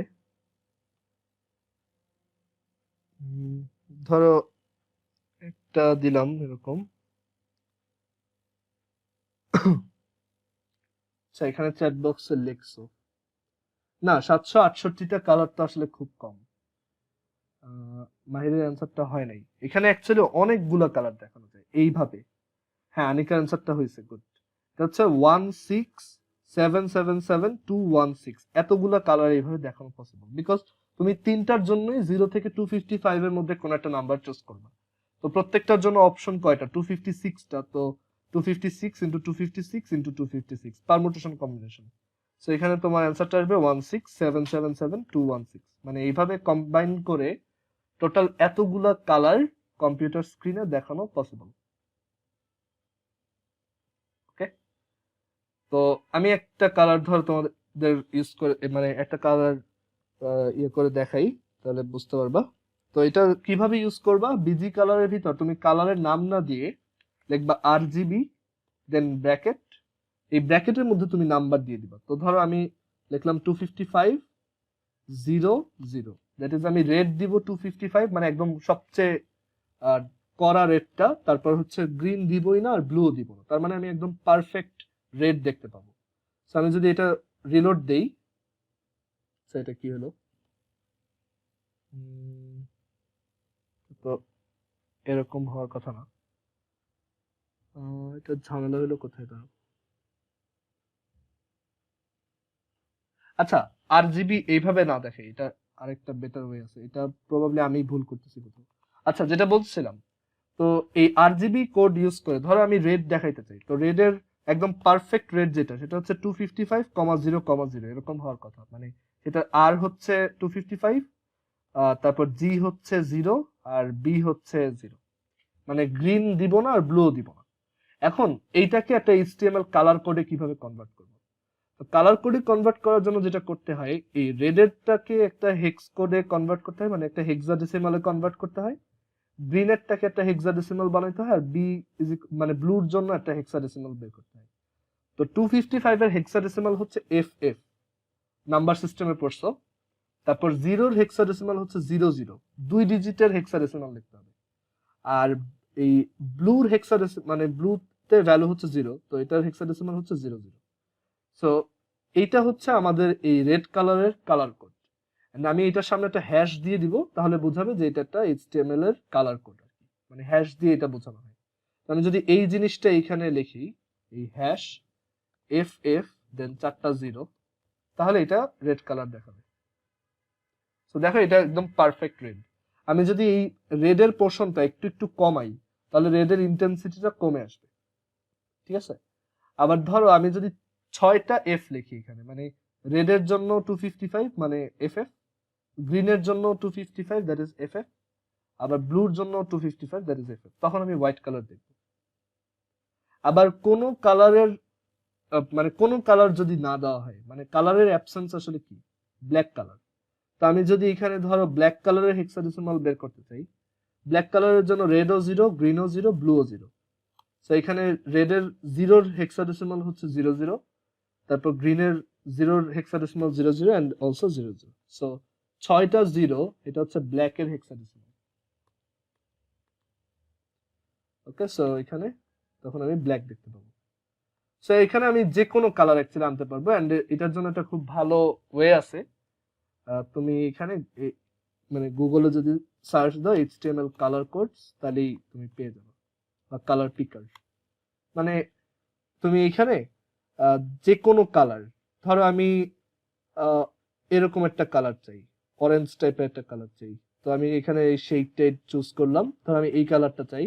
তো তো এইটা যখন এখানে চুজ করবে এখানে নিচে লেখা উঠবে যে আমার এটার RGB কত, তারপর এটার হেক্স কোড মানে কালার কোডটা কত, এন্ড আরো কিছু কালারের আছে, স্কেল আছে, ওইগুলোতেও এগুলো লেখা আছে। তো আমি এখানে হেক্সটা চাই, তো আমি এই হেক্সটা এখান থেকে কপি করে এখানে যদি বসাই আমি এক্স্যাক্টলি ওই কালারটাই আমার ওয়েবসাইটে দেখতে পাবো। আমি যদি এখানে এখন এটা রিলোড দিই, দেখো ওই কালারটাই আসছে।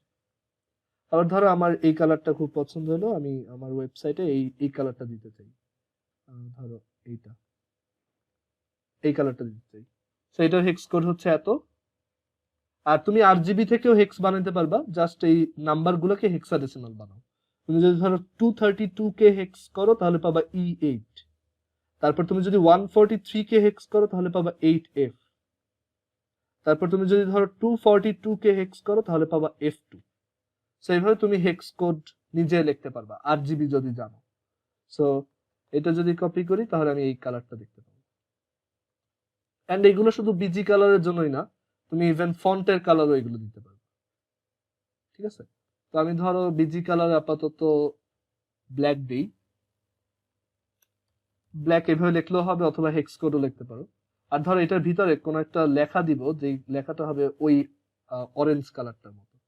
তো এখন লেখাতে কালার কিভাবে দিব দেখো, সেটার ওয়ে হচ্ছে এইখানে একটা ট্যাগ আছে ফন্ট, মানে তুমি যখন ফন্ট রিলেটেড কিছু চেঞ্জ করতে চাও তখন এই ট্যাগটা ইউজ হয়। এন্ড এই ট্যাগটাও ডেপ্রিকেটেড, মানে এই ট্যাগটাও এখন আর কেউ ইউজ করে না। এটার অনেক অ্যাডভান্সড ওয়ে আছে আর কি, সিএসএস ইউজ করে। সিএসএস হচ্ছে মানে আমরা যে এইচটিএমএল পেজ গুলো বানাচ্ছি এগুলো দেখতে কিন্তু খুবই মানে লেম, মানে খুবই মিনিমালিস্টিক, খুবই মানে দেখেই বোঝা যায় এটা খুব নুব টাইপের কাজ। আর তুমি যদি ধর গুগলের ওয়েবসাইটে যাও, দেখো এটা কত মানে এটার ডিজাইনটা কত জোস, তাই না? এখানে তুমি মাউসটা এখানে আনলে এটার কালার চেঞ্জ হয়ে যায়। তারপর এখানে কালার গুলোও খুব সুন্দর সুন্দর। বা তুমি যে কোনো ভালো ওয়েবসাইটে যাও, ধর তুমি amazon.com এ গেলা, দেখবা যে এগুলার ইউআই কত অ্যাডভান্সড। মানে এখানে দেখো কালার গুলা, তারপর এগুলো ইন্টারঅ্যাক্টিভিটি সব অনেক আলাদা, রাইট? এইগুলো তুমি নর্মাল এইচটিএমএল দিয়ে বানাতে পারবে না, কারণ এই এইচটিএমএল এর ডিজাইনের জন্য পুরো ডেডিকেটেড আরেকটা ল্যাঙ্গুয়েজই আছে, মানে পুরো ডেডিকেটেড আরেকটা স্ক্রিপ্টিং ল্যাঙ্গুয়েজ আছে, যেটা হচ্ছে সিএসএস। তো এইটার ফুল ফর্ম হচ্ছে ক্যাসকেডিং স্টাইল শিটস। তো এটা ইউজ করে কিছু স্টাইল দেওয়া যায়, মানে এটা ইউজ করে ওয়েবসাইট সুন্দর বানানো যায়। বাট এটাও আমাদের নাই, তো এগুলো আমরা দেখবো না।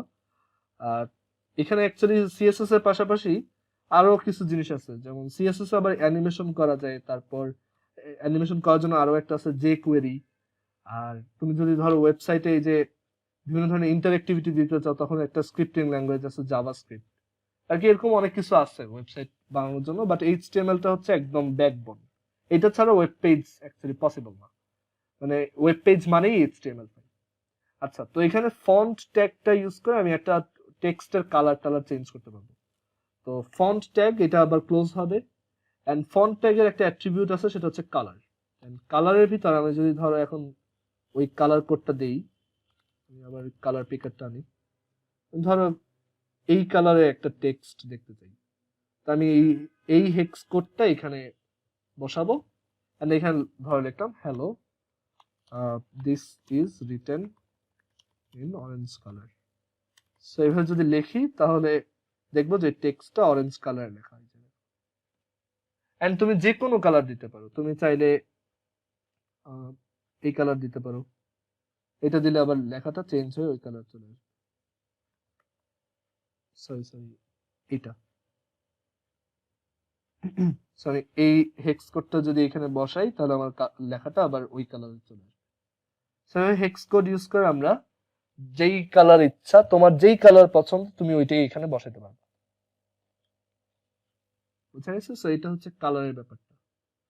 আবার ফন্টের ভিতর অ্যাকচুয়ালি আরো অনেক কিছু আছে, যেমন তুমি ফন্টের করতে চাও, মানে ফন্টের কি বলে, মানে ফন্টের টাইপটাই চেঞ্জ করতে চাও, সেটার জন্য একটা অ্যাট্রিবিউট আছে প্রবাবলি ফেস, আমার ঠিক মনে নেই, কারণ আমি আসলে এগুলো অনেক আগে করছিলাম। মানে আমি এইচটিএমএল ফার্স্ট এন্ড লাস্ট করছিলাম বলা যায় ক্লাস 7-এর দিকে, মানে তখন মানে শখের বসে এটা স্টার্ট করছিলাম আর কি, 2012 তখন। তখন মানে তখন ওই যখন রাজুকে পড়তাম তখন একটা ফ্রেন্ড বলছিল এরকম কম্পিউটার কোডিং করা যায়, মানে কম্পিউটার এরকম কোডিং করে অনেক ইন্টারেস্টিং জিনিসপত্র করা যায়, তখন আমি ফার্স্টে হচ্ছে এইচটিএমএল শিখছিলাম, বাট এইচটিএমএল কোডিং ল্যাঙ্গুয়েজ না।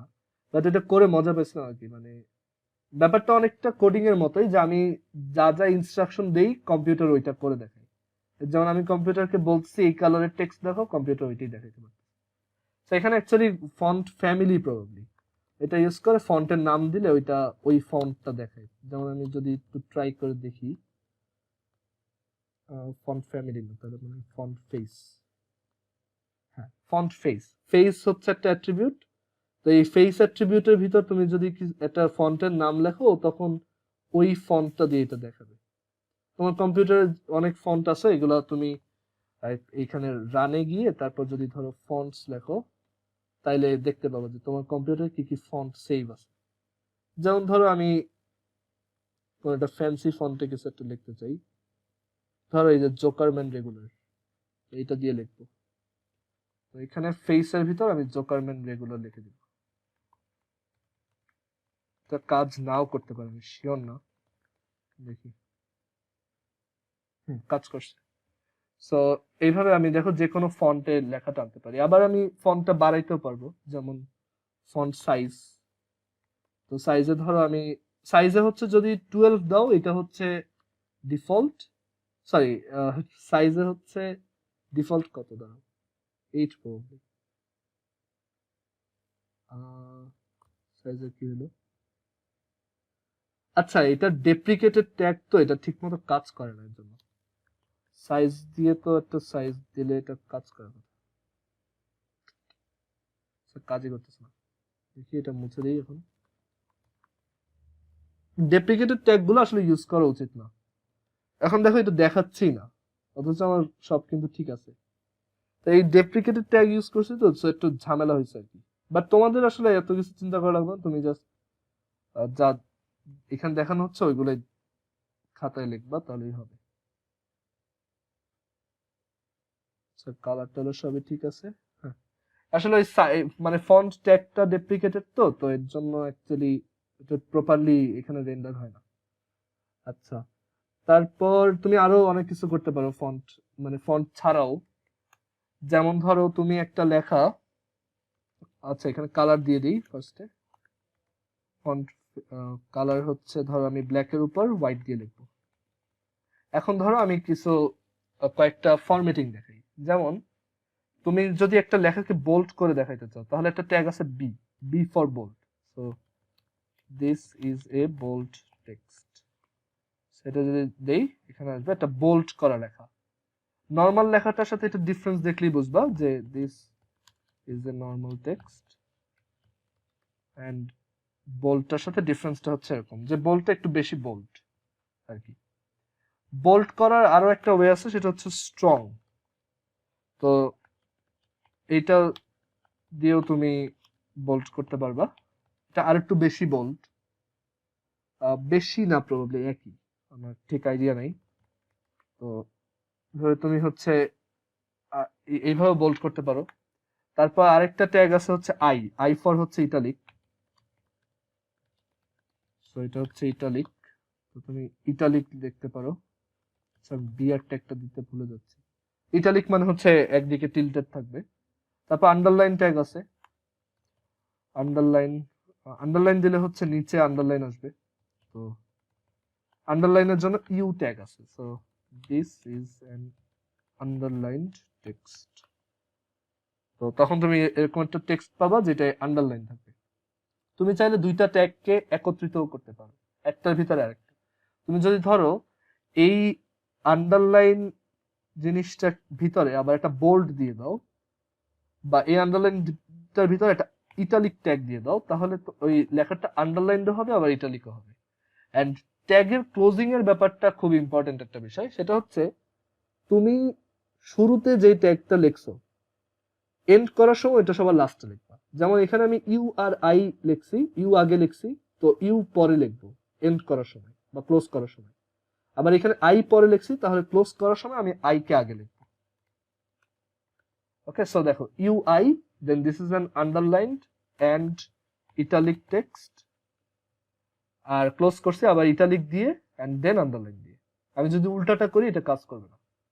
তো এখন দেখো এই পরের টেক্সটটা, এটা bold sorry underline plus italic, মানে এটা নিচে একটা আন্ডারলাইনও আছে, আবার এটা ইটালিকও। আবার আমি চাইলে বোল্ড করতে পারি, এন্ড আমি ধরো বোল্ডটা এখানে ইউ এর আগে করে দিলাম, এন্ড তাহলে এটা ক্লোজ হবে সবার লাস্টে, বিকজ আমি এখানে ফার্স্টে বি দিছি, তাহলে ক্লোজ করার সময় এটা লাস্টে দিতে হবে, তখন এটা বোল্ডও হবে। দেখো এখন একটু মোটা দেখা যাচ্ছে। এগুলাকে বলা হয় টেক্সট ফরম্যাটিং ট্যাগ, মানে আমি একটা টেক্সটকে ফরম্যাট করতে পারি। তারপর আছে হচ্ছে তোমার স্ট্রাইক, শুধু এস, এস মানে হচ্ছে স্ট্রাইক। তো এটার ভিতরে যদি কিছু লেখো তাহলে এটা স্ট্রাইকড অবস্থায় দেখাবে, মানে ওটার ভিতর দিয়ে একটা কাটা দাগ দেখাবে আর কি। So এই যে মাঝখান দিয়ে একটা কাটা দাগ। তারপর আরেকটা খুব মানে ইম্পর্টেন্ট জিনিস যেটা সায়েন্টিফিক বা ম্যাথমেটিক্যাল লেখালেখিতে লাগে, সেটা হচ্ছে সাবস্ক্রিপ্ট সুপারস্ক্রিপ্ট। যেমন ধরো আমি একটা রিঅ্যাকশন লিখতে চাই, যেটা হচ্ছে ধরো 2H2O থেকে আসবে হচ্ছে 2H2 দেন হচ্ছে প্লাস O2, আর আরেকটা লিখতে চাই a square plus B square is equal to হচ্ছে 2 ইজ ইকুয়াল টু হচ্ছে সি স্কোয়ার। এরকম দুইটা ইকুয়েশন দেখাইতে চাই। তো সাবস্ক্রিপ্ট মানে হচ্ছে যেটা নিচে থাকে একটা লেটারের, আর সুপারস্ক্রিপ্ট মানে হচ্ছে যেটা পাওয়ার হিসেবে থাকে। তো আমি ধরো এই প্রথমটা যদি লিখতে চাই, এটাকে এইভাবে লিখবো, দেখো। তো সাবস্ক্রিপ্টের জন্য একটা ট্যাগ আছে তোমার সাব, আর সুপারস্ক্রিপ্টের জন্য একটা ট্যাগ আছে যেটা হচ্ছে সুপ। ওকে, সো এই দুইটা ইউজ করে করতে পারবো। সো আমি প্রথমটা যদি দেখাই 2H2O, সো 2H তারপর সাবস্ক্রিপ্ট হিসেবে একটা 2, তারপর O ইকুয়ালস 2H তারপর সাবস্ক্রিপ্ট হিসেবে একটা 2, তারপর হচ্ছে প্লাস, তারপর অক্সিজেন এন্ড দেন সাবস্ক্রিপ্ট হিসেবে একটা 2।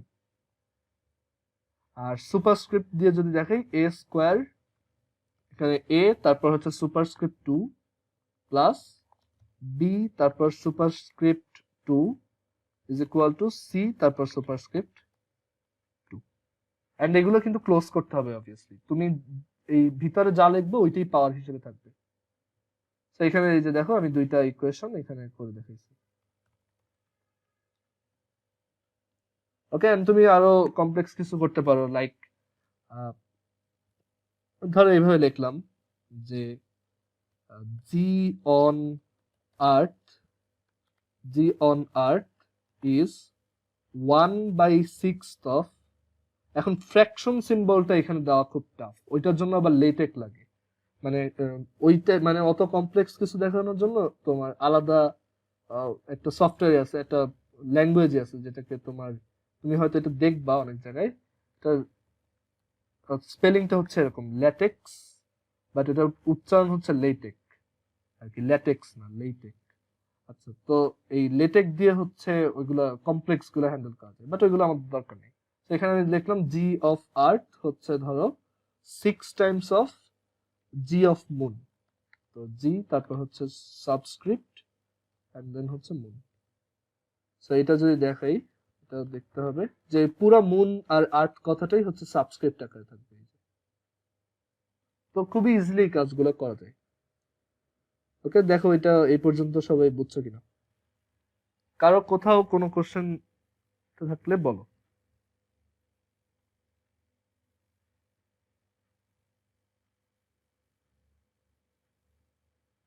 আচ্ছা, এখন তোমাদের একটা জিনিস দেখাই, সেটা হচ্ছে লিস্টের ব্যাপারটা। আমি টেবিলটা পরে দেখাবো, আজকে হচ্ছে লিস্টটা দেখাই দেন শেষ করি। লিস্ট হচ্ছে মানে তোমাদের সিলেবাসের খুব ইম্পর্টেন্ট একটা টপিক, আর এটা খুব সহজ অ্যাকচুয়ালি, মানে তুমি এইচটিএমএল কিভাবে একটা লিস্ট অফ এলিমেন্টস দেখাবে আর কি। আর এখানে আরো কিছু ট্যাগ আছে, তুমি এক্সপ্লোর করতে পারো, ইন্টারনেটে সার্চ করলেই পাবা। যেমন একটা ট্যাগ হচ্ছে তোমার মার্কুই একটা ট্যাগ আছে, এটা হচ্ছে তোমার ওই নিউজ পেপারের হেডিং যেভাবে এক সাইড থেকে আরেক সাইডে যায় ওইটা। যেমন this is A floating text, এটা যদি দেই তখন তুমি দেখবা যে এখানে এক সাইড থেকে আরেক সাইডে হচ্ছে একটা টেক্সট যাবে। কোথায়? আচ্ছা, এটার কালার হচ্ছে ব্ল্যাক, তো এটা দেখা যাচ্ছে না, আমি ব্যাকগ্রাউন্ড কালারটা হোয়াইট করে দিই।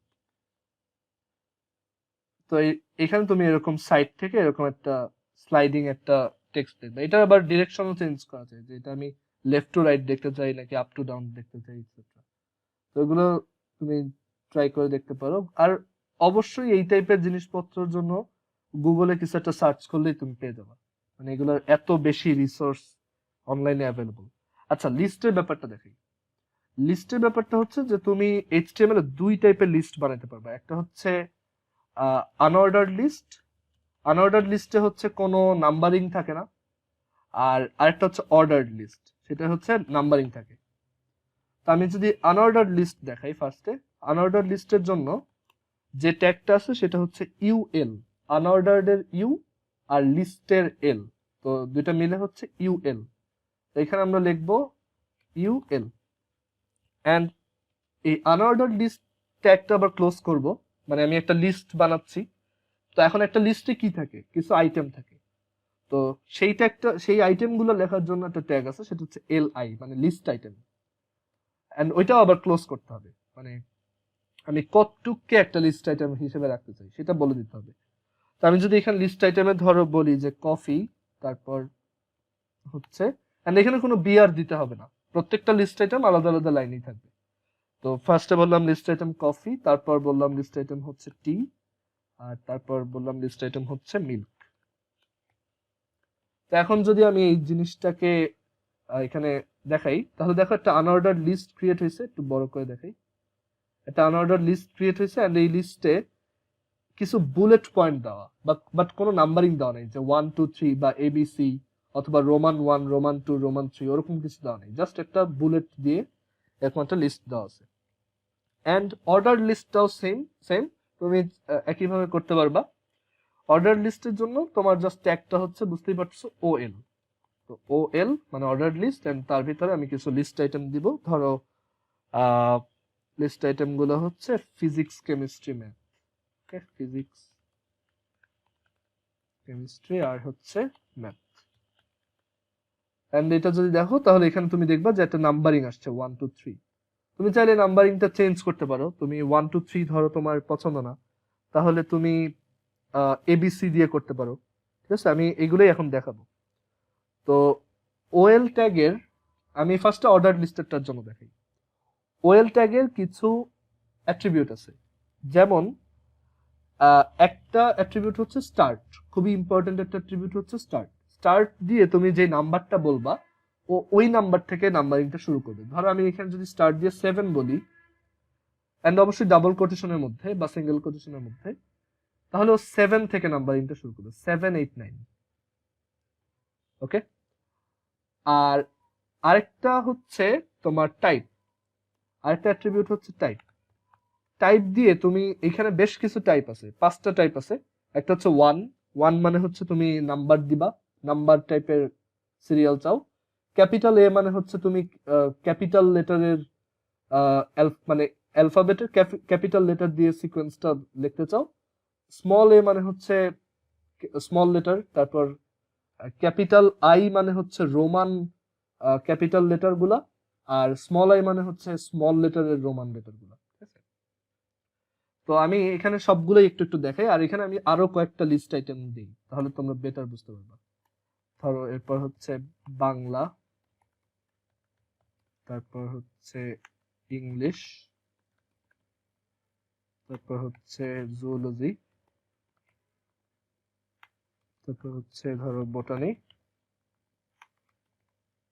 তারপর স্ট্যাটিস্টিক্স, আর হচ্ছে ধরো আইসিটি, আর আরেকটা ধরো ইথিক্স, ওকে।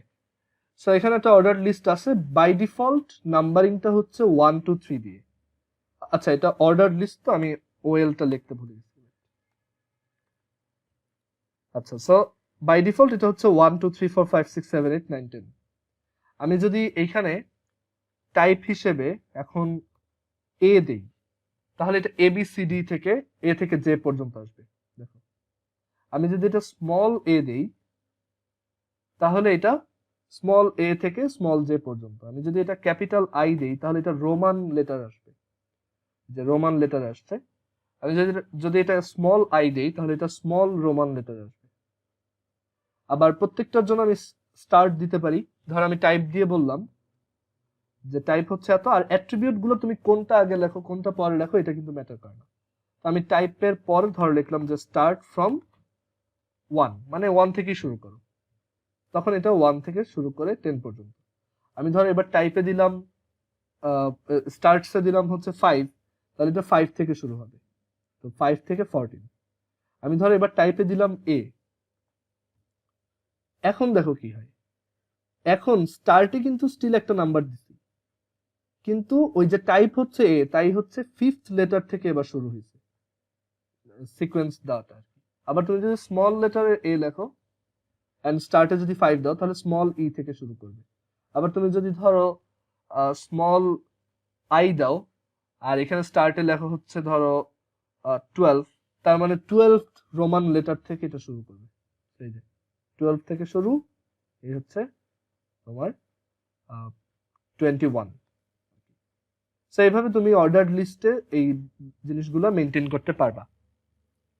সো অর্ডার লিস্ট বোঝা গেছে সবার? দেখো এটা বুঝছো কিনা, একবার নিজেরা করে ফেললেই বুঝতে পারবা। আরেকটা ব্যাপার হচ্ছে তুমি এখানে চাইলে একটা অর্ডার লিস্টের ভিতর আরেকটা লিস্ট ইনক্লুড করতে পারো, মানে লিস্টের ভিতর লিস্ট, এটাও করা যায়। যেমন ধরো আমি এখানে এই বায়োলজি একটা সাবজেক্ট লিখে আমি বললাম বায়োলজির আবার 2টা সাব ক্যাটাগরি আছে, তো সেটা কিভাবে করব, সেটার জন্য আমরা এই লিস্ট আইটেমের ভিতরেই, মানে এই বায়োলজি লিস্ট আইটেমটার ভিতরে, এটা হচ্ছে লিস্ট আইটেমটার নাম, এন্ড এটার ভিতরে আমি বলবো যে ওর আন্ডারে 2টা সাব লিস্ট, একটা সাব লিস্ট আছে, সেটা হচ্ছে একটা ধরো আনঅর্ডার লিস্ট, আমি চাইলে অর্ডার লিস্টও দিতে পারি, এটা আনঅর্ডার লিস্ট, যার প্রথম এলিমেন্টটা হচ্ছে জুলজি আর পরের লিস্ট আইটেমটা হচ্ছে বোটানি। তো এইভাবে যদি দেই তাহলে দেখো বায়োলজির আন্ডারে আবার 2টা এলিমেন্ট অ্যাড হয়েছে, এন্ড এই 2টা হচ্ছে তোমার আনঅর্ডার্ড লিস্ট। আমি যদি এটা আবার অর্ডার্ড লিস্ট দিই তাহলেও হবে। আমি বায়োলজির আন্ডারে এরকম একটা অর্ডার্ড লিস্ট দিয়ে দিলাম, এন্ড এইটারও ধর আমি টাইপ চেঞ্জ করে দিতে পারবো, যে এটার টাইপ হইতেছে স্মল এ, আর ধরো উপরেরটার টাইপ হইতেছে রোমান, আর ওটা স্টার্ট হয় ফ্রম 1, বা না বলে দিলেও 1 থেকে শুরু করবে। সো এখন যদি এটা রিলোড দেই তাহলে দেখো আমার 6টা সাবজেক্ট, এন্ড বায়োলজির আন্ডারে আবার 2টা আছে, এন্ড বায়োলজির পরে যদি তুমি আরো কিছু দাও তাহলেও অ্যাকচুয়ালি ওইটার নিচে প্রপারলি অ্যাড হবে। ধরো আমি এখানে এখন দিলাম আইসিটি, সো এরকম তুমি দেখেই বুঝবা যে এই 2টা হচ্ছে বায়োলজির আন্ডারে। সো এইটা গেল হচ্ছে অর্ডার্ড লিস্ট। অর্ডার লিস্ট খুবই ইম্পর্টেন্ট। আর এখানে এই যে স্টার্ট তারপর টাইপ এগুলো কিন্তু সবই তোমাদের সিলেবাসের মধ্যেই, তো এগুলো কিন্তু আসে। আর এবার দেখাই হচ্ছে আনঅর্ডার্ড লিস্ট, এটা দেখেই আমাদের শেষ। এরপর তোমাদের আমি আরেকটা ক্লাসে টেবিল দেখাই দিব, টেবিলটাও খুব সহজ, তো টেবিল কিভাবে বানাতে হয় এটা দেখাই দিব। আচ্ছা এখন দেখাই হচ্ছে আনঅর্ডার্ড লিস্ট। অর্ডার্ড লিস্ট গেল, আনঅর্ডার্ড লিস্টে আমরা দেখতেছি সব হচ্ছে এরকম বুলেট, তো এখানে কোনো নাম্বারিং সিস্টেম নাই, এটা জাস্ট কোনো একটা সিম্বল থাকবে। তো এখন আনঅর্ডার্ড লিস্টে আমি কিভাবে মানে একটু স্টাইলটা চেঞ্জ করতে পারি, এখানে সব হচ্ছে এরকম বুলেট দেওয়া, মানে বুলেট মানে হচ্ছে ছোট ছোট ডিস্ক টাইপের। তো এটা কিভাবে চেঞ্জ করব, সো এটা দেখাই। এখানেও অ্যাকচুয়ালি তোমার টাইপ বলতে একটা অ্যাট্রিবিউট আছে, মানে এখানে আমি যদি টাইপ দেই, আচ্ছা টাইপ না দাঁড়াও, স্টাইল, প্রবলি না না একটু মনে করি, দাঁড়াও এখানে একটা আছে হচ্ছে কি জানি ছিল, অর্ডার্ড লিস্টে হচ্ছে টাইপ আর স্টার্টস, আর আনঅর্ডার্ড লিস্টে হইতেছে, দাঁড়াও তো, ভাই স্কোয়ার সার্কেল এগুলো। হ্যাঁ হ্যাঁ ওইটাই, বাট ওইটা কি দিয়ে লেখা হয় ওইটা একটু মনে করার ট্রাই করতেছি। ওইটা টাইপ দিয়ে লেখা হয়। টাইপ দিয়ে, বাট টাইপটা মনে হয় ডেপ্রিকেটেড, আদারওয়াইজ এখানে সাজেশনে আসতো। তারপর ট্রাই করে দেখি সার্কেল, টাইপ দিয়ে লেখা যায়। এটা আরেকভাবে লেখা যায়, মানে অ্যাকচুয়ালি ডেপ্রিকেটেড অ্যাট্রিবিউট গুলার একটা ওয়ে অ্যারাউন্ড হচ্ছে সিএসএস ইউজ করে, মানে আমি সিএসএস টা পারি। তো এখানে এটা এভাবে লেখা যাবে যে স্টাইল, এটা তোমাদের লাগবে না, বাট এটা এখানে এভাবে লেখা যায় যে স্টাইল, তারপর হচ্ছে list style list style type, আর দেন এইখানে লেখা যায় হচ্ছে ধরো ডিস্ক অথবা স্কোয়ার। এইটা একটা অল্টারনেট ওয়ে আর কি, বাট এখানে টাইপ দিয়ে করা যায়, বাট এখানে কেন টাইপটা সাজেস্ট করলাম না বুঝলাম না। আচ্ছা যাই হোক, সো অর্ডার লিস্টেও তুমি টাইপ দিতে পারো, আবার আনঅর্ডার লিস্টে। আনঅর্ডার লিস্টে কি কি টাইপ আছে? একটা আছে হচ্ছে তোমার সার্কেল, এরকম সার্কেল দিলে হচ্ছে এরকম আসবে, মানে কিছু সার্কেল বাট ভিতরে ফাঁকা। ডিস্ক দিলে হচ্ছে ওই আগেরটা, মানে ভিতরে ভরাট করা এরকম। তারপর আছে হচ্ছে স্কোয়ার। স্কোয়ার দিলে এরকম স্কোয়ার শেপ পাবা। বুঝছো সবাই এটা? আমি আনঅর্ডার লিস্টের ভিতরে হচ্ছে একটার ভিতরে আরেকটা দিতে পারবো। তোমাদের একটা কমপ্লেক্স এক্সাম্পল দেখাই। ধরো এরকম একটা লিস্ট বানাই, আনঅর্ডার লিস্টের ভিতরে তুমি আরেকটা অর্ডার লিস্ট বা আনঅর্ডার লিস্ট দিতে পারবা। এন্ড একটা না, তুমি যত ইচ্ছা নেস্টিং করতে পারবে আর কি। তো ধরো এখানে একটা এক্সাম্পল দেখি। ধরো একটা আনঅর্ডার লিস্ট, এখানে একটা আইটেম হচ্ছে কফি, তারপর আরেকটা আইটেম হচ্ছে ধরো টি, তারপর টি এর আন্ডারে ধরো আমি বললাম যে টি এর আন্ডারে হচ্ছে একটা আনঅর্ডার লিস্ট আছে আরেকটা। তো এই আনঅর্ডার লিস্টে আবার কি কি এলিমেন্ট আছে? একটা হচ্ছে ব্ল্যাক টি, তারপর একটা হচ্ছে গ্রিন টি, আর এই গ্রিন টির আন্ডারে আবার আরো দুইটা ক্যাটাগরি আছে। সাপোজ আরো দুইটা মানে আইটেম আছে আনঅর্ডার লিস্ট হিসেবে। একটা হচ্ছে চায়নার মানে চাইনিজ গ্রিন টি, আর আরেকটা হচ্ছে আফ্রিকান গ্রিন টি। সো আমাদের সব ট্যাগ প্রপারলি ক্লোজ। এখন তুমি প্যারা খাবা কখন আমি বলি, কম্পিউটারের ব্যাপার জিনিসগুলো লেখা খুব সহজ, তাই না? আমি একটার আগে পরে লিখতে পারি, সরাইতে পারি এটসেট্রা। বাট পরীক্ষার খাতায় লেখাটা এত বিরক্তিকর, মানে খাতায় কোড লেখার মতো বিরক্তিকর কাজ মানে আর কিচ্ছু হতে পারে না। এন্ড এটা আমার অলওয়েজই করা লাগে। আমাদের যখন সিএসসি তে যখন পরীক্ষা হয়, সব কোড লেখা লাগে খাতায়, খুবই বিরক্তিকর একটা কাজ। আর একটা সাজেশন হচ্ছে যে তুমি পেন্সিল দিয়ে লিখতে পারো, বাট অনেক সময় আবার স্যাররা পেন্সিল দিয়ে লিখলে কেটে দেয়।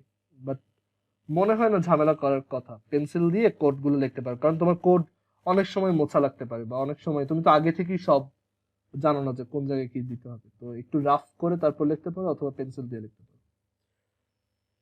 আর এইখানে ধরো লাস্টের আনঅর্ডার্ড লিস্টটায় এখানে আচ্ছা আরেকটা ব্যাপার, এখানে যে প্রত্যেকটা আমি সুন্দর মতো ফাঁকা দিয়ে লিখতেছি, এটা অটো দিয়ে দিছে এই ভিজুয়াল স্টুডিও কোড।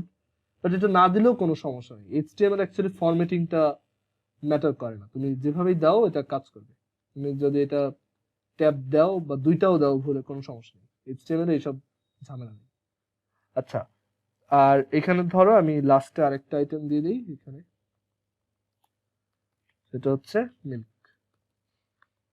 আচ্ছা, এখানে দেখো আমি লিস্টের ভিতরে লিস্ট ঢুকাইছি, এন্ড ও কিন্তু অটোমেটিক্যালি দেখো একটা কাজ করছে। প্রথমটায় ডিস্ক দিয়ে করছে, পরেরটা একটু ডিফারেন্ট করার জন্য সার্কেল দিয়ে করছে, তার পরের বার আর একটু ডিফারেন্ট করার জন্য একটা স্কোয়ার দিয়ে করছে। মানে টাইপটা ও নিজেই চেঞ্জ করছে, তোমার বলা লাগে না। বাট তুমি যদি চাও তুমি নিজে থেকে আবার টাইপটা এনফোর্স করতে পারো, যে আমি এইখানে স্কোয়ার দেখতে চাই আর এইখানে সার্কেল দেখতে চাই, সেটাও করা যাবে। ওকে, এন্ড এইভাবে তুমি একটা লিস্টের ভিতর আরেকটা লিস্ট বসাইতে পারবে। সো লিস্টটা তোমাদের জন্য খুব ইম্পর্টেন্ট, এটা পরীক্ষায় আসে, এটা একটু ভালো মতো প্র্যাকটিস করে আমরা এরপর হচ্ছে দেখবো, টেবিল দেখাবো নেক্সট ক্লাসে। ঠিক আছে, আর তোমাদের কালকে scheduled class offline plus online, কালকে হচ্ছে তোমাদের সন্ধ্যা 7টায়। ঠিক আছে, আল্লাহ হাফেজ।